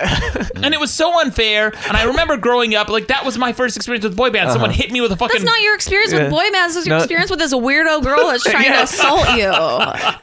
Well, Yeah, you hate boy bands because Janine had a duffel bag? has something to do with it. Yeah. So the boy bands from the 90s, you had NSYNC, Great. Backstreet Boys, Great. 98 Degrees, Nah, I don't know. Boys to Men, Oh, great. Whoa. BB Mac. You got beef with Boys to Men now? What is it about them that you don't like, man? He doesn't know. He doesn't freaking know. I just remember that one song, that Boys to Men, beep, beep, beep, whatever the... It's a great song. Is that how great it goes? music. I Yep. don't know. Do they say beep, I beep, beep, or are those the lyrics? I'm a fan of Boys to Men and of K-pop and any non-white groups out there. Anyway, you got BB Mac, you got LFO, Oh, God. and then you got O-Town. Now, when Oh, Yeah. I remember. it's not 90s. Oh, really? Yeah, that's Yes, like yeah. early 2000s. Mhm. Well, it came from the same movement. Doesn't I'll does allow not it. matter. All I right. got hit up by...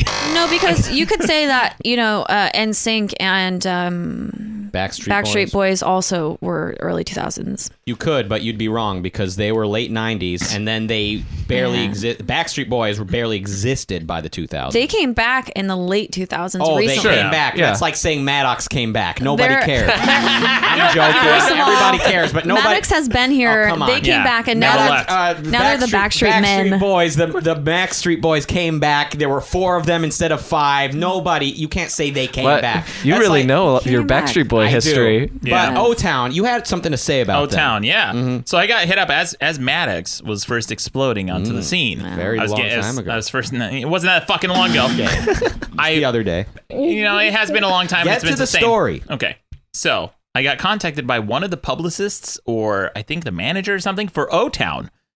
And she said to me, The Armenian, the bad boy, the heartthrob, the Armenian. Which one? Tell me. Which shit one? poster. I don't know. But she was like, hey, I manage these guys. I know them. I help them tour, whatever. Would you be interested in interviewing them? Yes. And yeah, that's what I said. I said, sure. And then as soon as I confirmed, I went to, I think it was either Google or Yahoo. It was still like when, before Google You was said really yes big. before you knew what you're signing up for. Alta Vista. Yeah. Maybe He not went on also- Lycos. Yeah. Lycos, yeah. Yeah, Metafilter. So I went to the website. I did my research. I'm like, oh, they're a boy band. And so I started writing my list of questions. The interview never happened, but I started writing my list of questions. Question number 1 was, who are you guys? I knew you were gonna be a dick about it. Yeah, of for course. sure. Of course. Wait. Okay. So what Well- year was that? That was in the late 90s, early 2000s. Wasn't O-Town? They were created on a reality show, weren't they? Was that the one? Was Yeah. that the Nickelodeon thing? Or no, that was a different group. But yeah, O-Town probably. I think they. Yeah, were I think reality. it was like a UPN reality show or something. Yeah. Now, there's- UPN. Yeah. Now, there's one more boy band that I want to mention. I've never heard of these until I started doing research today. It's called Eccentric. Have you guys heard of these? I don't know. Eccentric. Is It's that new? No, it's from the late 90s. It's a 3-person boy band. Listen to this. I brought a little clip of this. Oh, boy. But here, this perfectly encapsulates everything I hate about boy bands. I have 2 clips. Listen to this first one. What's up, my name's Mike, I'm 18, and I'm a Sagittarius. We are eccentric. What? Wait, the what?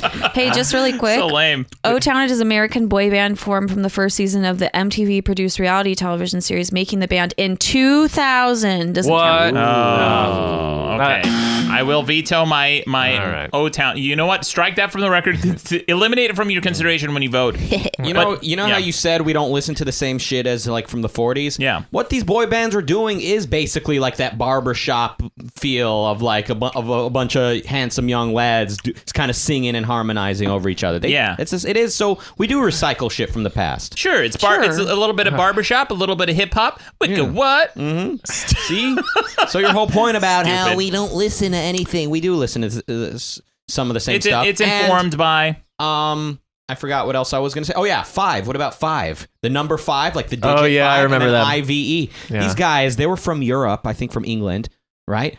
Not only were they a boy band, but they can rap, too. 5, what you waiting for? If you want a 3, 2, 2, 1, let's do it. Good luck. Good yeah, luck. that's By a hell of a today's rap. God. By today's standards, that was fucking hardcore, old school hip hop. Compared to what all fucking Yo Gotti and Illuminati and all these guys are fucking mumbling about today. Those guys could fucking spit rhymes. Yeah. Oh man, that made my dick cringe right off. I'm sorry. Cringe off. I'm sorry if that music didn't appeal to your Yeah. dick. I'm just saying that was did. real rap. No, Just you're right. cringed off. With hindsight, 5 was very ahead of their time, and that's They why were they're so in well time. regarded today. day. Yeah. And then here's the other clip I want to play from E-Centric. I'm trying to look them up, and I really don't think they exist. I think you're making well, this up. they exist. It's E-Centric. Yeah, and so no, go ahead. Yeah. Here's the second clip I want to play. Listen to this. Bobby's the bad boy. Yeah, I'm the kind of the rebel one. I don't like. Yeah. They're the wild ones. I mean, they go out there. We are like, David and I are very similar in I'm just like the bold, dark shadow. Yeah, definitely. He sets like mysterious a whole mysterious image to the group. What are they doing? You're not supposed to point out the formula. I'm like the random one. I'm just so random. I'm just the random one. I'm a Sagittarius. What's up, ladies? And their fans are all like fucking 12 years old. It's creepy. Well, that's every boy band. That's every entertainer. Well, I don't know. Here's the thing with boy band music. It is for children, basically, like tweens and little kids. And listen, I mean, Caitlin proudly points to herself. Myself. All right, they hit you at the correct age, but ideally, I don't know, a little kid's not gonna have a great taste in music, right? So that's where it stemmed from for me, of course. You're not going to start a kid at grad school. They got to start in elementary school. They'll like some boy bands, and then maybe they'll get into music and some better stuff. Because I loved those bands because I was that old when they came about. I'm not like listening to any of the boy bands now. What's the One Direction? I've never listened to a single song. I don't know who they are. Not a single song of theirs. You don't have to lie about it. Yeah. I love how they're like explaining, like they're like the last attempt at launching a boy band, and they have to like get up there and explain. I'm the rebel. I'm the quiet one. He's the rebel. He's the cool one. They're like explaining to you like how you should think of each one of us. Yeah. Like Maddox is the techie. I'm the loudmouth one. He's the rebel. It's like, why are you're like explaining how this is gonna work? I would be into boy bands if they just like ruthlessly picked on one of them as like, oh yeah, and he's the dipshit. Mm-hmm. And nobody liked the dipshit, and everybody, they were just like clowning on the dipshit all the time, kind of like in Family Guy with the daughter. What's her name? Meg. Yeah, Meg. Anyway, these boys. So Alan, I am like a battleship. All right. Okay. And what you just did is you just loaded munitions into my cannon that I'm going to fire. Okay. Because you just pointed out something very important, that kids like boy bands, and it's music for kids. What else do kids like? Let's talk about food. They like nuggets, chicken nuggets. They like apple slices. They like plain cheese pizza. They like spaghetti with just marinara sauce. They like garlic bread. You like all of those things. They're just okay, and I refuse to eat them if I have options. But that's what kids like. So what boy bands are, they're the Wonder Bread of music. Boom. Yeah, whatever, but they're still making a lot more money than all of us. So, that's debatable. A lot of them got screwed. Yeah. As Maddox pointed out. Lance Bass was, I saw him. You saw him at a gay bar in West Hollywood, Yeah, but I loved him so much. That doesn't mean he's still living off Backstreet Boys money. He could totally have gotten NSYNC, and I think so. I think NSYNC, you sure live it off that wasn't shit forever. his lavish gig with the TV Guide channel? I think if you're NSYNC, I think you live off that like forever. I think, right? If you're NSYNC, royalties can be confusing. I mean, they did sign terrible contracts, but I think it's figured out by now. I'm gonna Google it. Yeah, they're touring or they've done some tours and stuff. Yeah, anyway, he's doing okay. That's my pick. Boy bands. So Caitlin, back to you. If you had to pick the one for your worst thing from the 90s, what would you pick? So we talked about shit TV. Sitcom, shit shitty TV. I just have a couple last things to say. Sure. Really quickly. Before we Hacky Sacks, Beanie Babies, Furbies, Crystal Pepsi, 9/11. Oh my God! Wait, 9/11 was 2001. Wait a minute! How dare you? How dare you? You don't just slide 9/11 through unnoticed. 9/11 in there for ya. Hey, speaking of 9/11, so I made this video a while back about Arby's. And, clowning on their new ads, that they're just like exploiting nerd culture. And since I put out that video, I've been trolling Arby's social media accounts. Anytime they do this, I've been posting comments like, hey, Arby's, love your stuff. And then I put little emojis that are kind of a little nod to 9/11. Oh, my God. I'm going to post this online. You guys will see. But anyway, 9/11, I will veto that, Caitlin. That was... Wait, was that 2001? 2001. I messed that up. Yeah. You're not sure when 9/11 was? Wow, sounds like someone forgot. Yeah. It's not 9/11/01. It just is 9/11. Oh my god! Oh my god! The day that defined the next 20 years of national policy and national security. Okay, was not that big of a deal. What Caitlin means to say is there was an attempt to blow up and knock down the towers in 93. And that's what she's referring to. That's exactly Give her right. that He got me. ammunition. He knew exactly what I was talking about. Damn it. Oh my God. That's true. That's true. A lot of people forget about that. But in 93, there was that.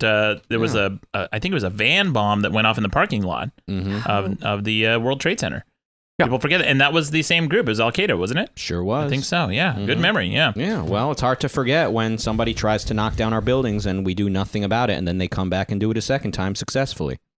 Yeah. Well, I guess. Good note to end boy. on. Let's. Yeah. Yeah. 9/11 is always a good note to end. I like to pepper it in Yeah. every once. So of those, you would pick. Oh, shit TV. There was shit TV. Shitty TV. Okay, in great. the 90s. So we got Shitty TV, AOL. We got Flannel, No, tying flannel around your waist. tying flannel Or around a your waist. jacket, but let's just say flannel. Okay. He calls it flannel. Flannel. All right. I don't know, a flannel. You just call it flannel. I don't know what this shit is, why it was ever cool, why It's a anyone flannel. wants to wear it. Because men like to go out and chop trees down, Rucka. Yeah, I bet. I've seen you doing lots of that. Are there a lot of trees growing around your fucking PC? Los Yeah, Angeles. he's chopped them down. Yeah, I've chopped them all down. Thank you, Alan. Yeah, Alan, a real bro. Thank you, Alan. Truly. Anyway, guys, don't forget to vote at madcastmedia.com. Now's your chance to vote.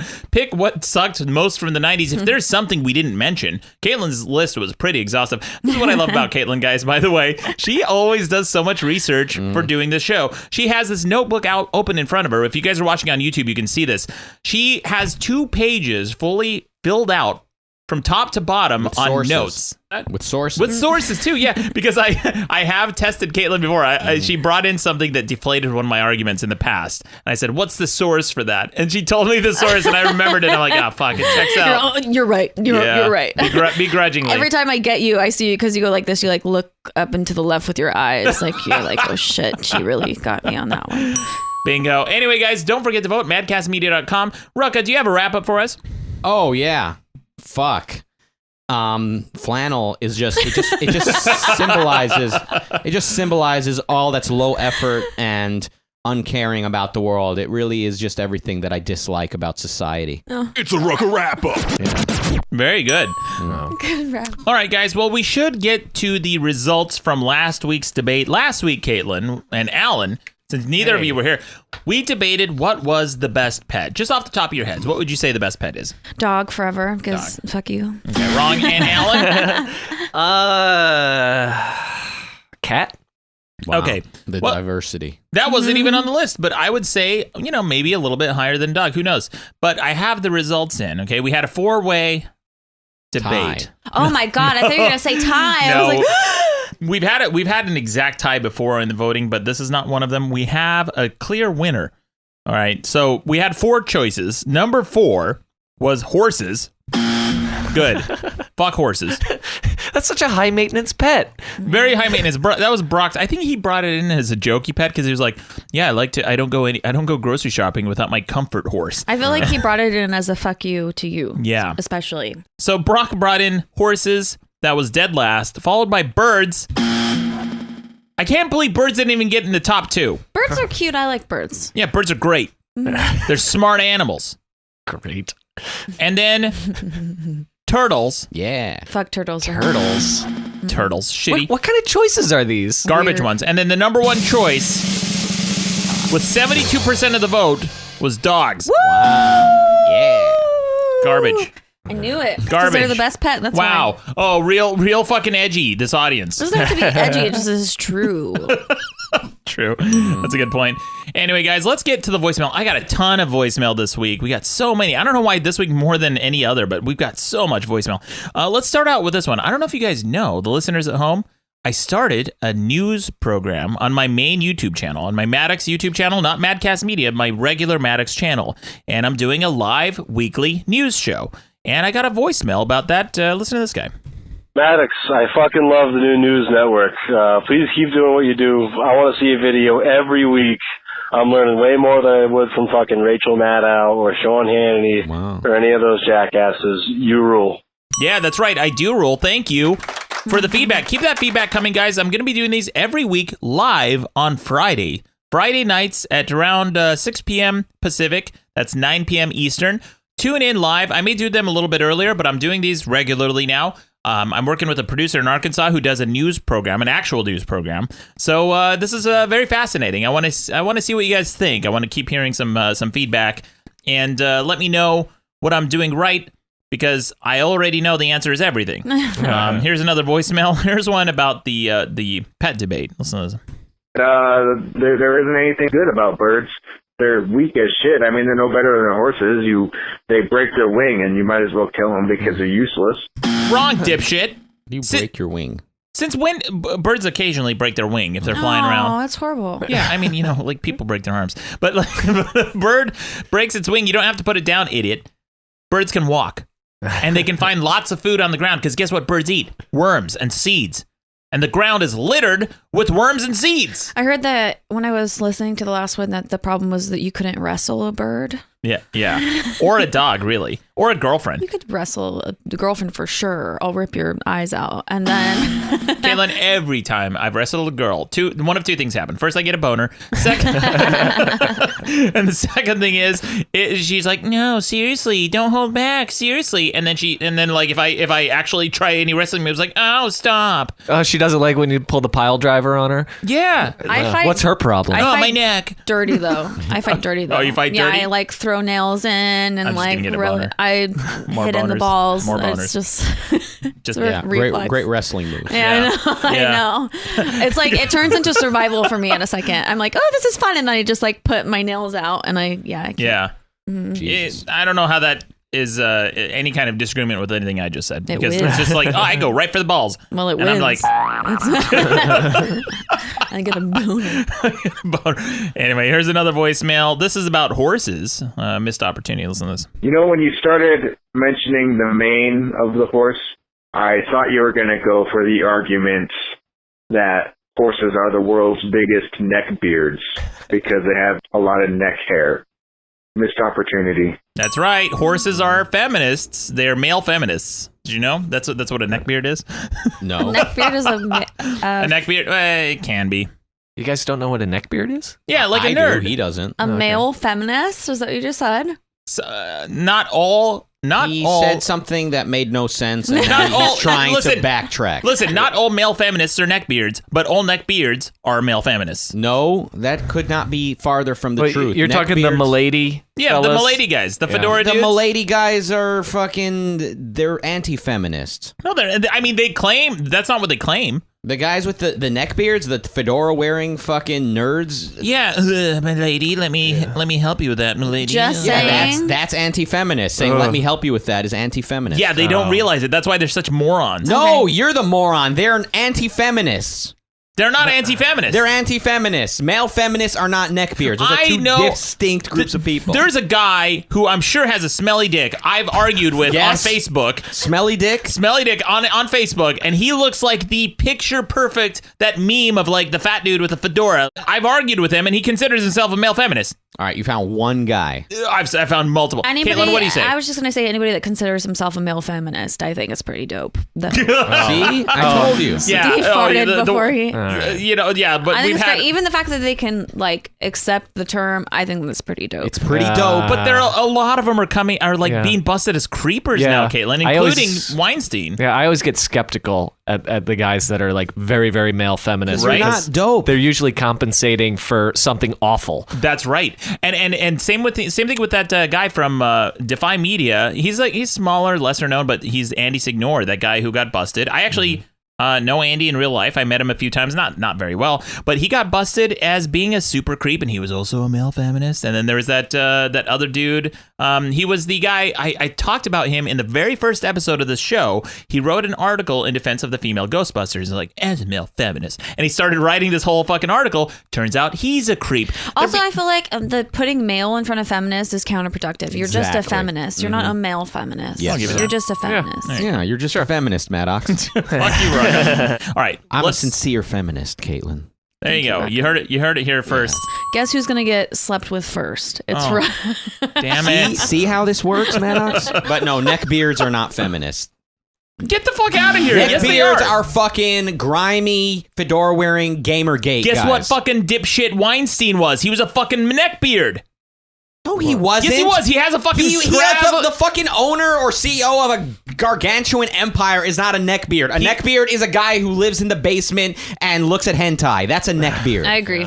And See, she agrees. And he also wants to defend the honor of women. Okay, here's another voicemail. So we had a debate. I need to explain internet culture to this guy. Yes, we had. I invented that shit. Sorry to cut you off. Even Alan. We don't have time for you to retort. Please get back to what you're saying. Yeah, story of my life. So we had a debate on the show about who was going to be the next big person who's going to have a scandal in Hollywood. I remember that. Uh-huh. That was the time everyone except for me named someone that was already under fire. Fuck out of here. No, because we had a guest on the show, Erica Rhodes. Yes. And Erica picked something that I thought was out of left field. James Franco. Yes, out of left field. The way she brought him up and said that he had already been accused of something. Yeah, she must have known because he did. She brought it up that he was a couple already. Years ago. He was under fire because he sent an Instagram message of himself being weird and naked to like a 17-year-old. A 17-year-old, yeah. But I don't think he was naked. I think he was just like hitting on her. He was he hitting was on her. shirtless. Yeah. She sent her a shirtless picture, shirtless. and it looked weird.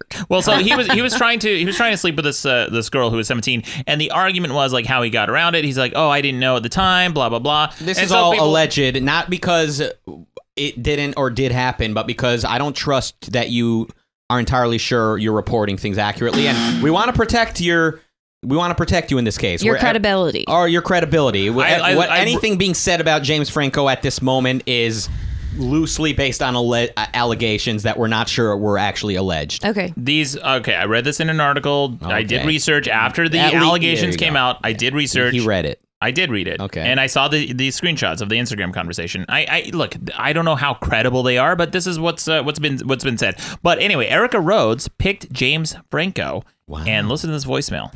Hey, Maddox, first-time caller here. Calling about a while back, you had an episode on what was going to be the next big scandal in Hollywood or whatever. And I'm pretty sure you were talking about James Franco. And fast forward to today, look what's happening to him. So I'm surprised you're not, gloating about it. Anyways, you're awesome. Rucka, you're the best. Keep up the good fight. Drop kick a Nazi. Yeah, so I'm going to give that to Erica because at the time, James Franco, this thing was kind of in the past. And I brought in Bryan Singer. And again, Rucka. Another guy that's already the producer of the X-Men. Okay. The one who was accused of partying with a bunch of underage boys? Oh. Yeah, but yes, none of he those... brought that guy in as someone who will get in trouble. But my argument was that none of those allegations had stuck before because he either settled them or they were dismissed or nobody believed them. What makes it stick? What makes you say it sticks? Because it's stuck now and he's How lost... did it stick? What's the difference between now and then? The difference between now and then is the Me Too movement. Well, Bryan Singer... So nothing is different. It's just that there's a, quote, movement around it. Well, Bryan Singer kept getting work, and people were trying to legally... The question I guess was, if something sticks, it means that they are out of work. And they're held accountable finally. The debate was who's going to have a scandal. There's no difference between this scandal and the one from a few years ago. They're both a scandal. Well, they were using things that they saw before to try to protect the future. The only one that day who brought in something new, because Mikey Bolts brought in John Travolta, who also had already been accused of messing around with a masseuse inappropriately. I brought in Bob Saget. You're the only one that hasn't picked somebody totally. Exactly. I said, hey, there's a guy who, wouldn't surprise me if he's gotten drunk a few times and gotten a little too comfy with some groupie named Michelle. That was mine. I think that Bag Saget. Bag Saget. I think I don't know. I would like to think he wouldn't. I don't think Bob Saget, because he's too raunchy. He's too raunchy. Yeah. He's Bob Saget, which, by the way, I thought But wasn't Louis C.K. too raunchy, too? No. Well, actually, Louis C.K. was kind of a shocker, I think. It was a shocker. He's a male feminist. Oh yeah. You can cut this if you need to, but I knew about it before it happened because we can talk about it. Yeah. Okay, because people in the comedy scene told me it had happened to them. Oh, geez. So, first-hand account people told you? Like 4 or 5 years ago. Oh, wow. Jeez. So you knew about this. So there's whispers like around about Bryan Singer and these parties where he parties with underage boys. But here's the difference, okay, between what's happened then and what's happening now. These allegations and things that kind of flew around back then, they were just that, and then a lot of them were settled or dismissed. Like the big one was Bill O'Reilly that happened in Fox News about 15 years ago, where he was hitting on a female producer. He was making a lot of unwanted sexual advances towards her, leaving voicemails on her cell phone or her landline or whatever, saying that he was showering and masturbating, and he wanted to put a black vibrator up his ass, and he wanted her to wash her boobs with a loofah, and he spelled it wrong, I think, and he said it's a hummus type thing. Anyway, there's all these like weird things, very weird specific things, and they settled with her for something like, I don't know, like $12 million or something like that, like a lot of money. Everybody kind of said, okay, well, it was settled, and they just moved on. But then it happened again and again and again. Multiple people. And that's why basically the entire hierarchy at Fox News has had to step down, including Roger Ailes himself, who had to step down and then I think just passed away, right? You know how easy it is to just not be horrible? You could just like not assault people or rape people. Like that's how you just don't do it. I will say this. You know what? I agree that people should not rape other people. Yeah. Hey, I know this is like a pretty feminist, crazy stance. I would agree with that. Yeah. Yeah. See, you know, Rucka's kind of wink, wink, nod, nod, because he doesn't have any hair on his neck. That's the tell. Now, he's the only one here that doesn't. So what's the difference between allegations now and allegations back then? That now it's official. Now there's this invisible authority declaring that it's a thing. This is so like not real. I mean, if it existed, if the allegation was there 5 years ago, it's here now. What's the difference now? Because we're doing something about it now. Who is? Society. Yeah, everybody has decided. Okay, but it's a scandal now, just like it was back then. But now it seems like something has shifted in society. And I will say that looking back in 10 years from now, 15 years from now, 20 years from now, this time that we're living in right now, people will say is when our culture was shifted, and our culture was whatever this paradigm shift is. I don't even have a name for it. We don't know what exactly it is, but there is a paradigm shift, and we are living in it right now. Just like in the 60s, there was a paradigm shift, and the 70s and the 80s. Every generation has its paradigm shift, and we're living in one right now. And I don't know what the answer is, Rucka, but I think even you would agree that there is something different. I think as we move forward, much later on, there'll be a name for what's going on that we don't have yet. But because we're in this place that we are now with technology and stuff, it allows more people to move forward.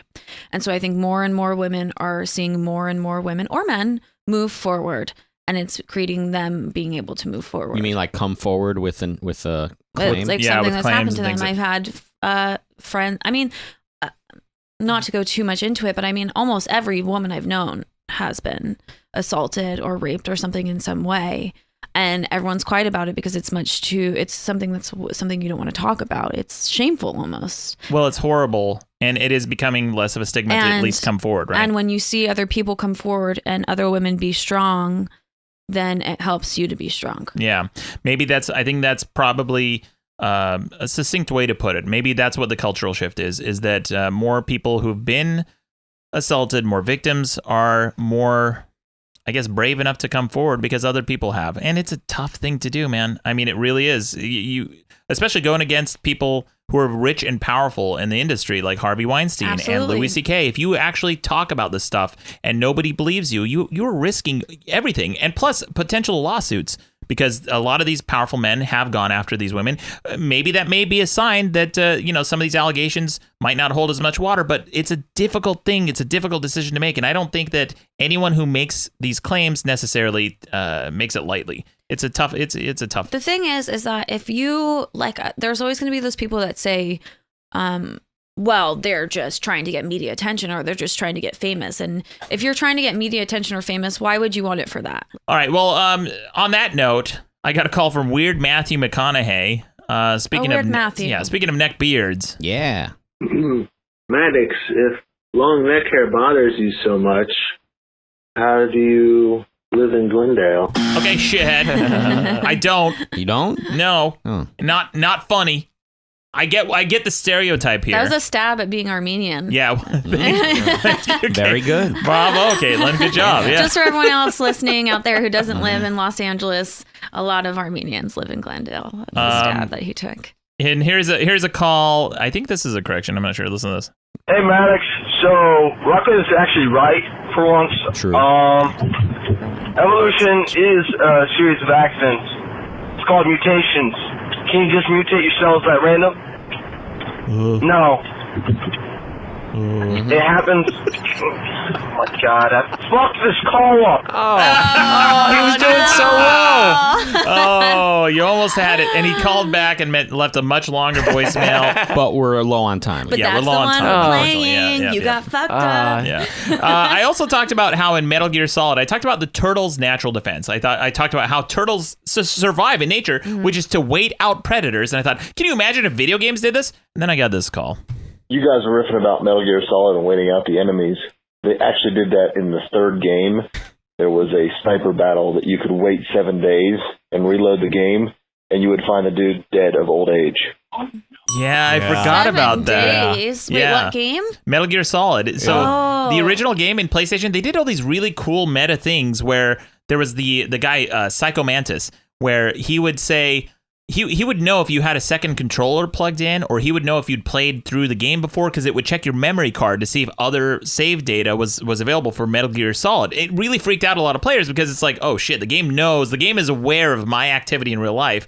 And then one additional step is one of the snipers, there was a little Easter egg the developers threw in, where if you started fighting the sniper, saved your game, and then fast forwarded the internal clock on the PlayStation 1 week ahead, or just waited 1 week, you'd come back in and the sniper was dead of old age. So how much time is supposed to be? He died in 7 days. Well, he was like an Died old of man character. Oh, he already Yeah. was. Okay, Yeah. okay. And it's That game's cool. already weird.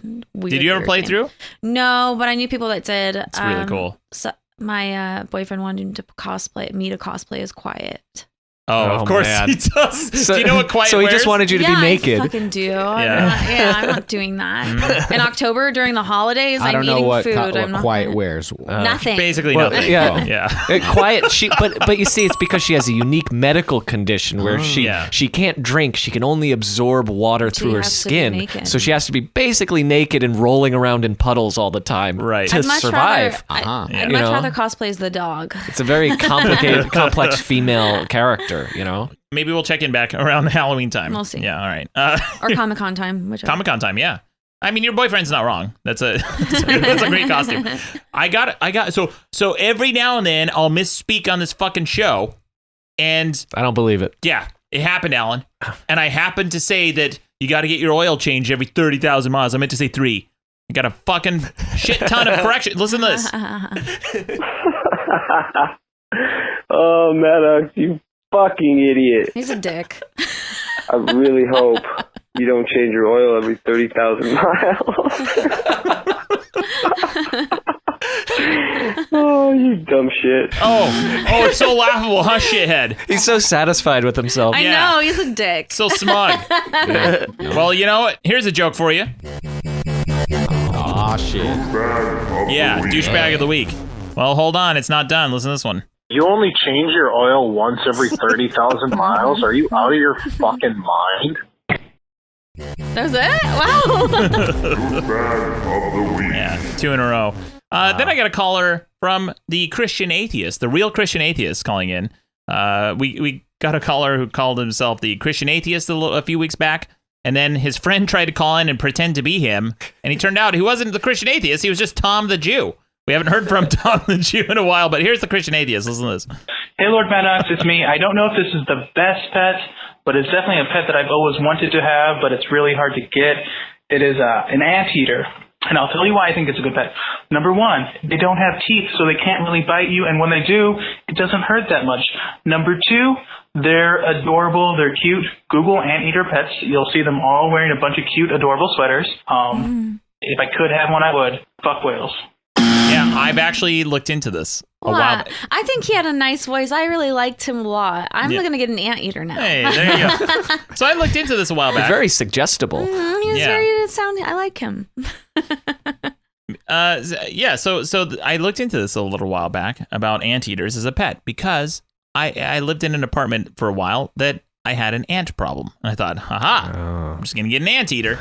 And I won't have to buy it food because there's a shit ton of ants. And it'll take care of itself. Your logic that is the most complicated solution to your ant problem. Truly. Well, so then I looked into it. I went down the rabbit hole. I spent a couple days researching this shit. Turns out anteaters are horrible pets to have. They are very high maintenance. Their pee is very caustic. It smells really bad, I think. I guess their pee is like notoriously bad, and they emit this like sticky kind of thing from their skin.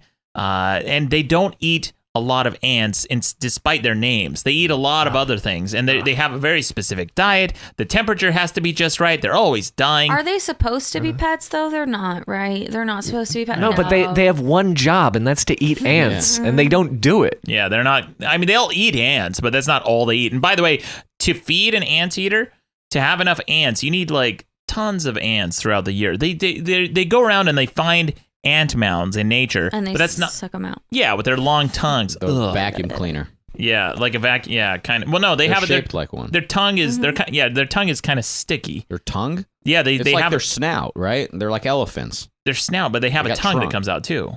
It's like snout. Oh, dude, what a nasty animal! Honestly, of all the animals that are endangered, why isn't that one on? Like, why isn't that one extinct That one's yet? just weird. What a horrible Good animal! question. Horrible creature. Maybe we'll have that for the vote. Should we make anteaters extinct? At least don't domesticate them. Don't bring them indoors. I agree. Here's another voicemail. Maddox, you wait 30,000 miles before changing the oil in your car. No wonder you only own a bike. You greased up shithead. Oh, jeez. Fuck, you know what? Another one. You guys know what I meant? When I said 30,000, you know I meant 3.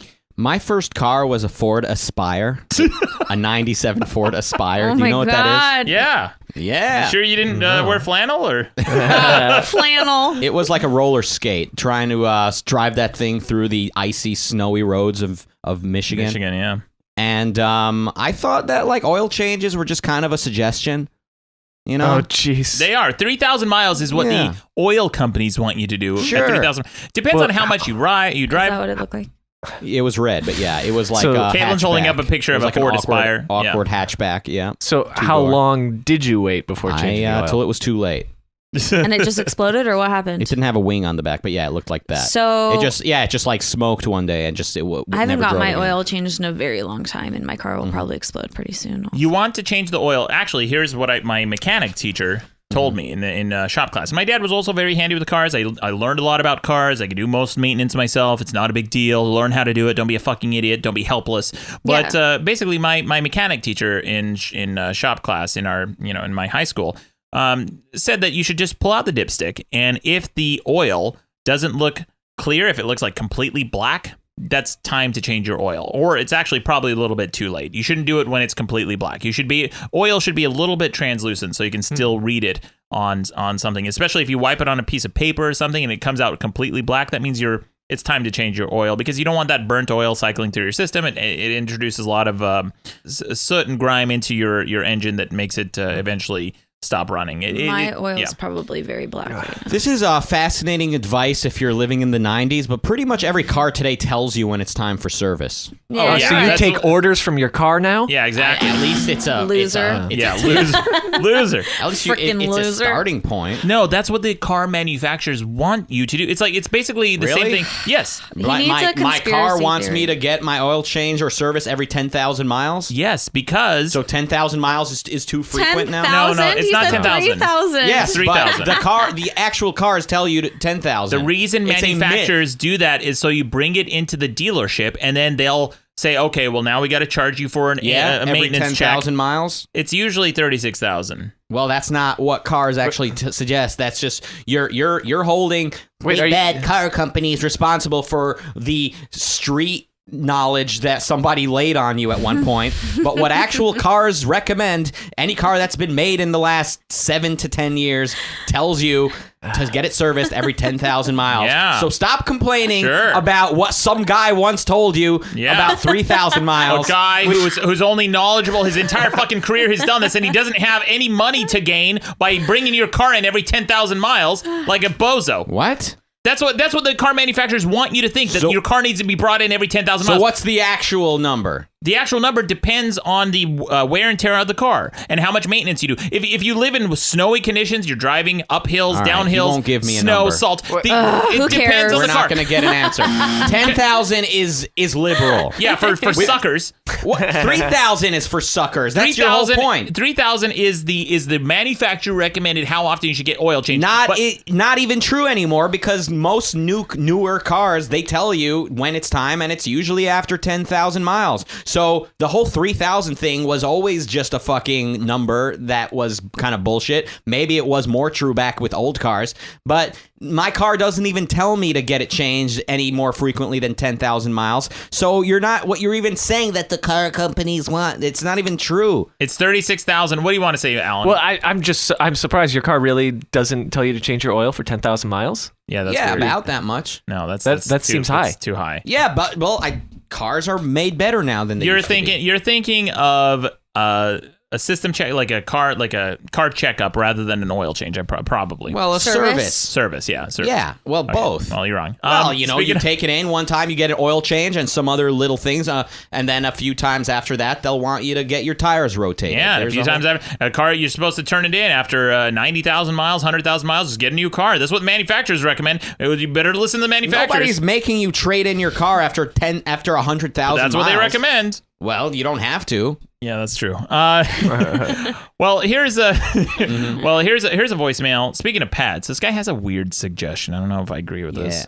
Good debate as usual, but also as usual, you guys branch off into random ass tangents about whether reality is real and dictators and shit. But that's to be expected. But an issue with in your guys' choices, everybody knows the best pets are 3 chained up Armenian children I keep starting. Oh, good lord! Come on, please. I don't know. Maybe you can think about that one. Yeah, we don't joke about that. Too soon, because literally that's what happened in California. There was that family that just got busted. They weren't Armenian though. They weren't Armenian, thankfully. It was called the torture house, the death house. What was it called? Yeah, they had 13 kids, and a couple of them were Hell shackled House, up. I think. The Hell House, something. In Paris. No, it was in California. Mm-hmm. It was Paris, in California. Yeah. Paris, California. Oh, sure, Paris. Perris, Paris, California. Oh, Paris, California. What were you saying? Paris. Perris, Paris, California. Yeah.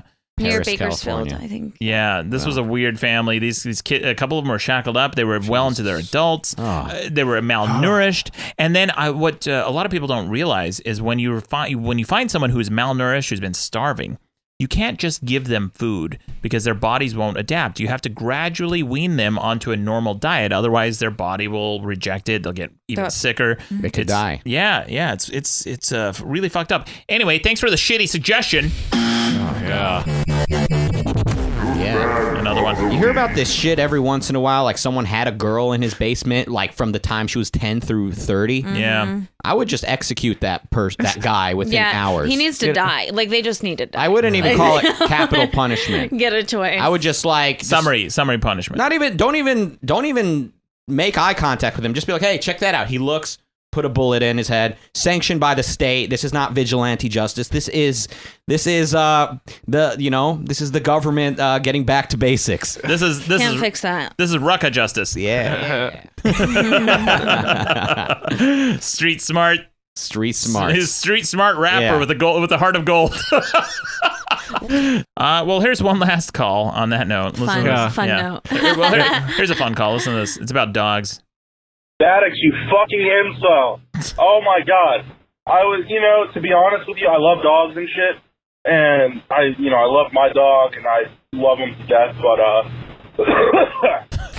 excuse me. Taking him out's not a bad thing. I mean, you get outside, take a walk and shit.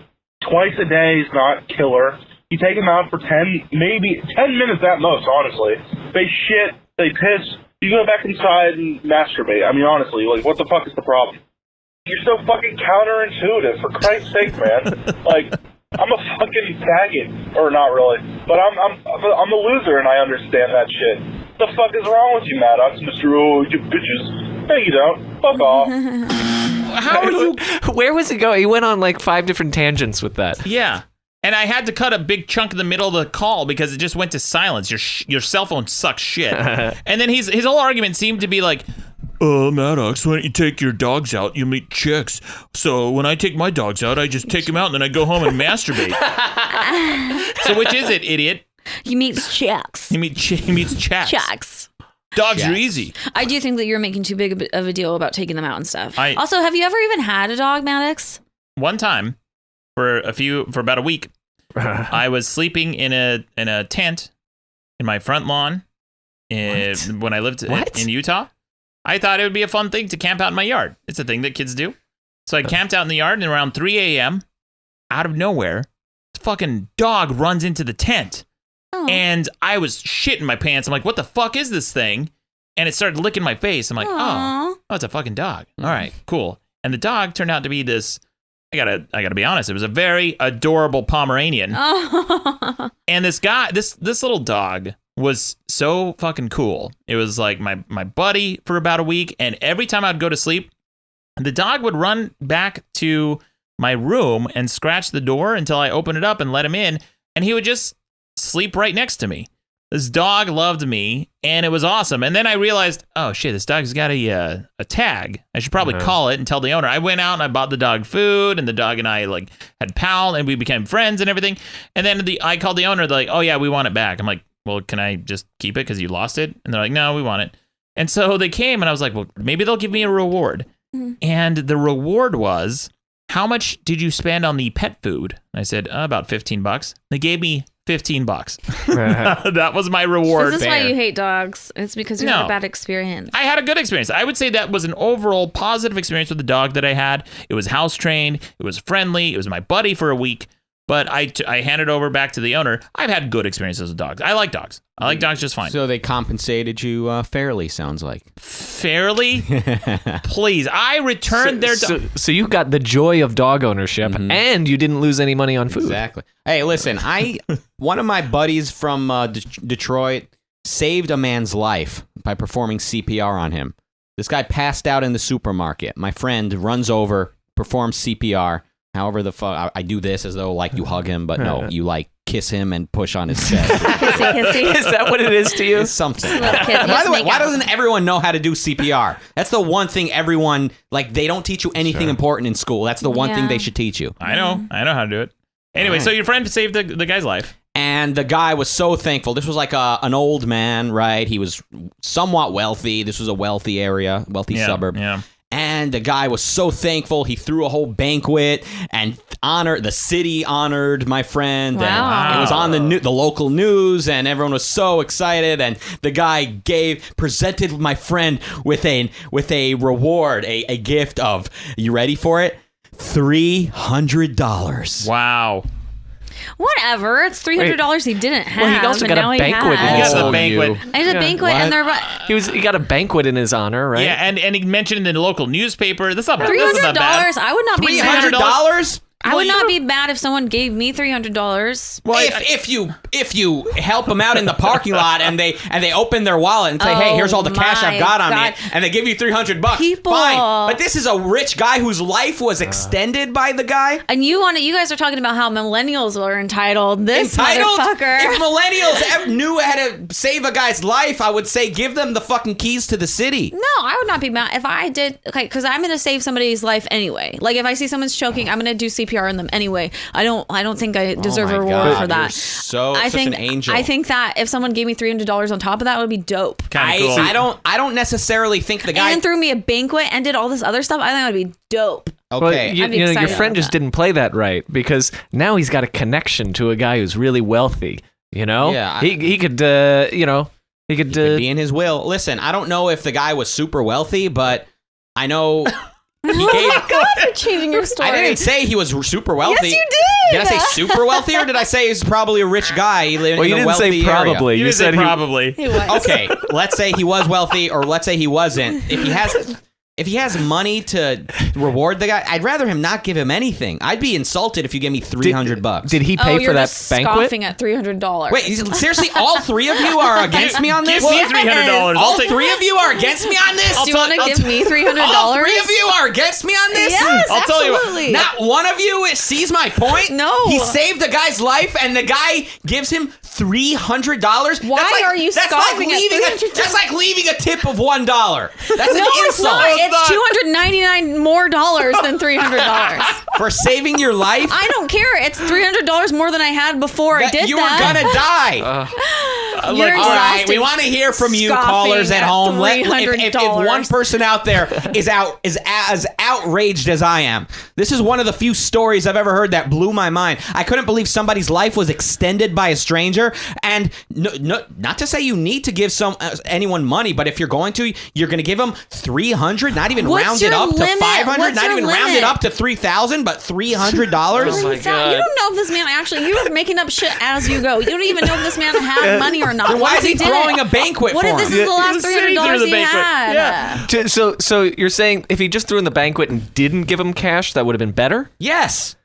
Okay. $300? I don't know. You might be the worst. $300? Okay, you fucking rich motherfucker. Like So Dude. if this guy was like a multimillionaire or billionaire, $300, I'd be like, okay, he's being a little cheap. But we don't even now you've like deflated your own argument, which is like, well, I don't know if he was even that rich. I don't know his exact financial situation, but like he threw an event for the guy. He threw an event. You can, if you're like in with like city council, you can make that happen for free. I've made a lot of things happen for free. So that's not outrageous either. Spending tax dollars on a banquet, and now he's giving $300. You're just jumping to conclusions. Jump. You're like, what are you gonna say, Alan? I don't know. This guy sounds very grateful for getting his life. Very grateful. Yeah, he $300. He like. By the way, the supermarket where he passed out was one of these high-end supermarkets. Whole Foods. oh my God, imagine. Whole Foods. It was Plum Market. Clutch my pearls. Plum Market. I don't know if that's a national. The famous Plum Market. This is one of these. It was like Whole Foods, maybe more expensive. So the guy has money to blow. Is that their slogan? Like Whole Foods, maybe more expensive. Yeah, that's exactly right. What was this guy choking on in a fucking? He was old. He had a heart attack or some shit. I don't know. Okay, you're changing it. CPR saves you from. He passed out. Not heart attacks. No. Okay, so he passed out because he was old as dirt. He should have. Maybe the guy was not old, and maybe he was old, but maybe he was also poor, and he was trying to eat because he's so fucking poor, and he's just trying to get a few bites, and he was choking because he saw someone coming. This guy saved his life. He saved a poor person's life, and with his last $300, well, he can go to Kroger or Ralph's, as we call it on the West Coast, if he's that poor. Why is he going to Plum Market? Because he wants the good shit. He wants to extend his life a little bit. He wants to go panhandle in front of the rich people. Really? None of you sees my point about this? Rucka, on this own show, I brought in a story where a guy found a duffel bag of like $100,000 in the back of a taxi cab. And then the reward for returning $100,000 in the back of a taxi cab, which had no identification, he turned it into the police. The reward for that guy was $100. Okay. Fuck that. I'm taking the $100 grand. Sorry, don't owe it to anybody. That I'm outraged about. Do you know what's even more valuable than $100,000? I know, life. Being alive, not dying. No, but was this guy rich or not? Life. Not my life. Why my does everything have to be about was he rich or not? Obviously, he had $300 to spare. So why? How do you know? Maybe he couldn't spare more. Okay, you know what? You're right. He probably took out a second mortgage on his home so that he can give my friend this $300. This guy who's he choking. had to delay his retirement by the rest of his life so that he could keep working. He's down at the factory right now trying to pay this off. Jesus Christ, you people are crazy. This guy who's choking because he's pocketing some stuff. He's just by the way, pushing food in his mouth. Fucking believable. You're wrong, and let's move on. Unbelievable. This is exhausting. Unbelievable. People that would keep $100 grand that you found. You don't think that some guy should give a stranger more than $300 for saving his life? But what you're saying is that you would rather him give him no money than $300 more. I'd rather him give nothing and thank him profusely rather than insult him with $300. How much would you give if someone saved your life? How much would you give? At least 1,000. At least depends on what I can afford. But if I was a retired guy in a wealthy suburb, so presumably had a couple million in the bank, presumably, yes, it's a presumption. That's not filthy rich, by the way. Having a couple million in the bank, it's definitely it's a nice bracket to be in. But it's not like he's 100 million. It's not like he's a 10 million. But presumably has a couple million stashed You're away. making all of this up. As you go. You're making all of this up. This dude threw a parade for your friend. Yes. And then you're like upset that he wasn't grateful enough. This whole fucking parade was a build up to $300. I would give the guy a few thousand at least. Oh my Hold god! on, the guy's was probably my friend was probably a fucking student. I would definitely put something towards his tuition or something. But he'd rather him give him nothing than $300. A mere $300. Look, $300 is not. I would not be insulted because he could give him nothing. He didn't have to do any of this shit. It's not generous. It's not generous, but it's not nothing. It's an insult. Listen again. Oh my god. Again. If the guy was revived and he told my friend, "Hey man, I want to thank you. Here's $300." That's cool. But for him to make a spectacle of it, to thank the guy and call everyone's attention over to the fact that he's about to hand him $300. I say this is the same guy who says that I should have been happy with $15 for the fucking pet food. I saved a dog's life. Nothing. $15. I got zero. I didn't even make a dollar. Minimize how they insulted you. It sounds kind of like it. Sounds a little bit like. How did it sound like that? If I got $300 for saving that dog's life, I'm like, all right, at least I got something. Dope. I got zero amount of dollars. I'm sorry you went through that. Thank you. That's what I want. We're sorry for your sacrifice. Thank you for helping somebody. That's all he wanted was an apology. Listen, I'm not saying. By the way, I'm not saying everyone needs to get a monetary reward for saving dogs or saving men. I'm saying there's nothing more ridiculous than throwing an entire spectacle to call attention to the fact that you were presenting this guy with $300. That is ridiculous. He saved your life, and that's all. That's what you're gonna give him? I'd rather you just. By the way, I'd rather the guy spend $100 on a really thoughtful gift for my friend. A really nice card from Hallmark would even make more sense than giving him $300 cash. That's ridiculous. Yeah. Did this happen in the 90s? Because this might have been the worst thing. This was 2007 or 2008. Oh, Close so enough. there's inflation. We have to adjust for inflation. Oh, yeah, you're right. Story. So he might as well have given him like $298. No, right. it's inflation. It's up. He gave him that's maybe like saying $315. Absolutely. Yeah, maybe like $345 or something. Okay. Yeah. I'm going to look up the story. We're going to look up the story and get to the bottom of this. corrected. I'm going to find out if this guy was rich. Then maybe Rucka has let's a point. find out who this guy was. Good. We will. All right. We'll find it out. I'm going to look into the chronicles of Michigan. Nobody's with me on this. No. Unfucking believable. No. Unfucking believable. Rucka, do you want to give me $300? Because I'll take it. If you make out with me when I'm passed out in the fucking supermarket and you save my life and I'm going to throw a whole banquet and call attention to what happened here... Yeah, whatever. I'll still take the $300. That sounds awesome. Did this start at you ranting about millennials being entitled? No, the I said dog that. thing because I saved the dog and I got $0 for it. Again, my friend is not entitled to money. No, He is entitled to being thanked, but to give him $300 is an insult when the guy probably has much more than that. I'm going to track this guy down. I'm going to have him on the show. Let's have him on. We're going to have a huge episode about this guy. It's $300. You should do a serial, multi-part podcast figuring out the story. Tracking him down, checking phone records, finding his friends and family. Somebody listening or watching the show, please let me know I'm not alone on this. Yeah. Well, call in, guys. The phone number is at madcastmedia.com. Yeah. Maybe Olo can animate this one. Oh my gosh, this would be amazing. A 10-minute animation where it ends with all of us agreeing that you're wrong. Let's move on to some quick news headlines, though. I brought in a bunch of stories, but this episode's run long. I'm just going to read this one because I want to get your thoughts, Caitlin. This is from Oh, good God. I'm so afraid. Cosmopolitan. Oh, Cosmopolitan magazine, which, full disclosure, I've written for them before. What? Whoa. Yeah. When? Back in 2007, 2008. Okay. I wrote an article. For Cosmo. What was it about? Oh, it was hilarious. They reached out to me. They're like, "Hey, hold on. What did they pay you in 2007 money? That was it $300? No, it was fantastic. It was fantastic pay, and I'll tell you what happened. I think one of the people, the editors or the publicists, reach out to me. They're like, "Hey, Maddox, we want you to write an article for Cosmo what are things that turn off guys when it comes to dating women? So I thought, you know what? I'm going to fucking do my research, which I always do. I went out to the grocery stores all around town buying every... Nobody was passed out. No, because if I got $300, that'd be an insult, a smack in the face. Oh my God. Yeah. So you went to the grocery store. I bought every issue of Cosmopolitan that was out on the stands and the back issues. And so I got like 3-4 issues. Hold on. Sorry to interrupt. You were hired by Cosmo to write an article for Cosmo. Yes. And you went out and bought a bunch of copies of Cosmo to do research for this article. Yes. Correct. Go on. I think he's getting to the point. Yeah. Okay. That sounds This is your research. This is research. I'm reading Cosmo to help you research to write an article for Cosmo. Yeah, let's go. Once again, nobody's with me on this. No. Once again, I'm all alone. You wrong ass motherfucker. Let's go, Maddox. No, he's getting to it. I'm pretty sure he's getting to it. Okay. So I bought all these articles, these magazines, and I started reading them, and I learned something very quick about Cosmo. They publish the same article over and over and over again. In fact, the article they hired me to write was already published in an episode a month ago. An episode of Cosmo? An issue a month ago. Oh God, the voicemail's correcting me. Yeah. So I started doing research, and then I wrote this article, and I thought it was very edgy, very irreverent. Would not fly today probably, but it was. I turned it in.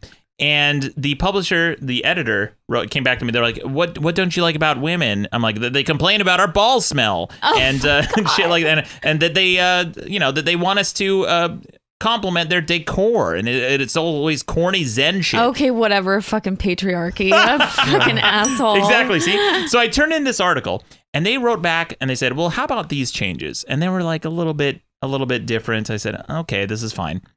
And then they sent me another draft and they're like, how about these changes? And I'm like, I don't know. And then I stopped hearing from them. And then I thought, well, I don't know. Maybe I got it. Maybe I didn't. They sent me a paycheck. About a month later, the article came out and it was unrecognizable. Oh, no. Anything they I'd changed written. it, of course. Oh, yeah. They called women. I refer to women as women. They said, lady. Lady. Here's what guys are looking for in chicks, and then every time I referred to man as a man, they changed to dude and guy. It's frat bro. Your dude hates it when you do this. Your dude hates it when you do that. And I was kind of pissed. I'm like, this doesn't sound like me. And then I got the paycheck, and I'm like, holy shit. This is the most money I've ever gotten for writing basically like a page and a half of text. And then I got residuals. They published the article in their international editions, and I got paychecks, and I got paid. It was basically more than a month and a half of rent for this 1 page and a half long article. It's the best I've ever. I'll do that. Exactly. It was fantastic. I was like, change my shit. I don't care. Fantastic. Anyway, here's an article from Cosmo. Back to away from that tangent.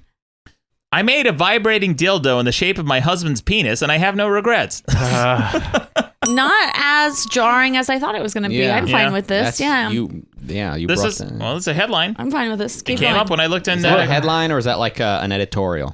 Well, I just think as her husband, like she made an exact copy of him that's better. You know, like how emasculating. He can't. Like, he can't make his dick vibrate. Like, well, he can't. Yeah, that's what I'm saying. He can't, but she can with this one. Like, that's disappointing. Yeah, it's weird. So is it the vibrating element that makes it better than him? Because like if she's well, it's him plus one vibrate. You know, it's one better. Technically, you could have sex with him and then use his vibrating dick, so it could be like him having 2 dicks. I'm going to call bullshit on this article. So I'm going to read a little bit of it because it's. This article is just all over the fucking place, especially the writing is so bad. It starts out with this. The second word is a terrible pun. It says, let's pump right into this because there's no way to sugarcoat it. Pump right into it. Pump. And they even put an asterisk. This woman put an asterisk next to the word pump. Pump. Ooh. And then you go down and look at what the asterisk said, and it said, that was not a typo. Stop. It's too much. Whatever. Move on. Let's not acknowledge this. Keep going. She said, I made a mold of my husband's penis and then used that mold to create a neon pink glow-in-the-dark vibrator. She says, I will start by saying that my husband is a brilliant, kind, gentle man. The kind of human who rescues wounded baby birds off the side of the road and nurses them back to health, and who cherishes nothing more than his library card and a mug of hot tea. and I made this Wait, is she talking about her dude? She's talking about her husband. Oh, okay. Yeah. Now I understand. Dude. Her dude, yeah. Her dude. If you don't say dude, we don't know. Yeah, well, her dude. She says, and I made this pure, sweet, lovely soul fuck of a tube of gel clone to clone his penis for my amusement. Soul fuck blew my mind there. That's too much. Soul fuck. That's this is what they're writing in Cosmo these days. Jeez. A far cry from the days when they published Maddox. Yeah, no kidding. Giving you tips about ball sweat. Mm-hmm. And then there's a bunch in this article. I skipped down, and she has instructions on her making this penis, and she made it herself. Yeah. You get a kit, and you make a clone of your husband's penis. And she talked in this article about how, first of all, the guy has to be hard. So she's like, I gave him a blowjob. And then, but, she didn't finish because she couldn't, because he has to stay hard. So then he had to put his penis in this mold, in this cast. Jesus Keep Christ. your boner. Keep your boner. He's like, and he has to keep the boner for like 2 minutes. And she said she was like, 2 whole minutes? How could you ever do that? Well, oh my gosh, 2 minutes. In a vagina, maybe, but not in a fucking thing of plaster. Is it different?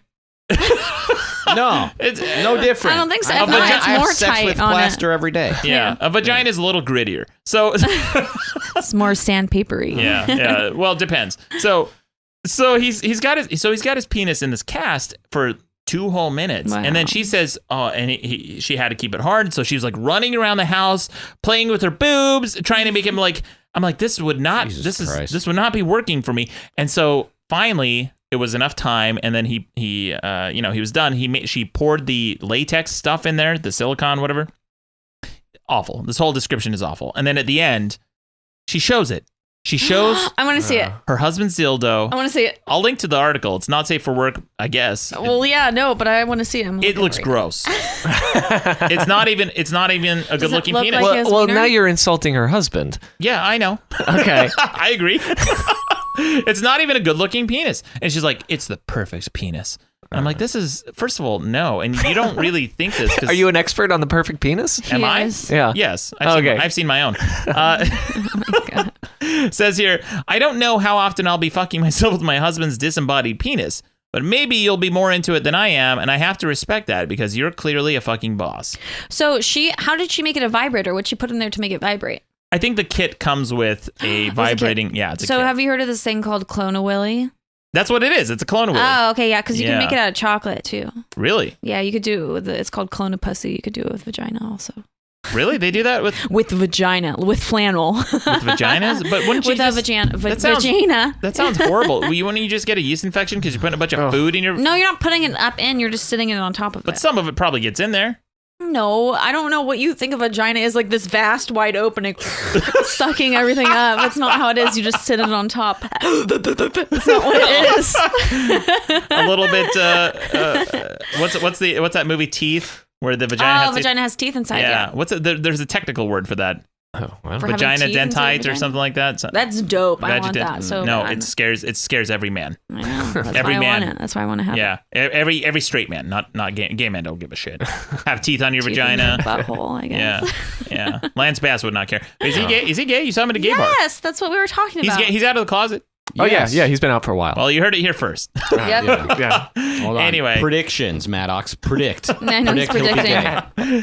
Anyway, guys, thank you, Caitlin Hall and Alan Denton, for coming on the show. Thanks. We will link to both of your social media. We'd love to have you on again. This is a very fun episode. Thank you to my Maharaja of moderation. Yeah. Rucka Ali. Yeah. Happy birthday, sir. Thanks, bro. Happy birthday. Yeah, but most of all, you're welcome. Hey, Maddox.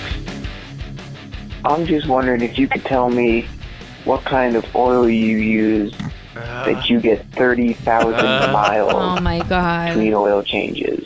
Big fan of the show. Another one. And then here's one last call. This one's about pets. Listen to this. You know, I can't even explain why I like dogs. Because both of mine are just the biggest fucking idiots. No. Bingo. I think that's what people like about dogs is that they're so dumb. You're just trying to validate your own point. Yeah, that's what I do. Yeah, that's this whole thing. Yeah. It's not real. It's not credible. Hey there. Don't forget to subscribe to Madcast shows on iTunes, Stitcher, or your favorite podcast app. Okay, bye. Madcast Media Network.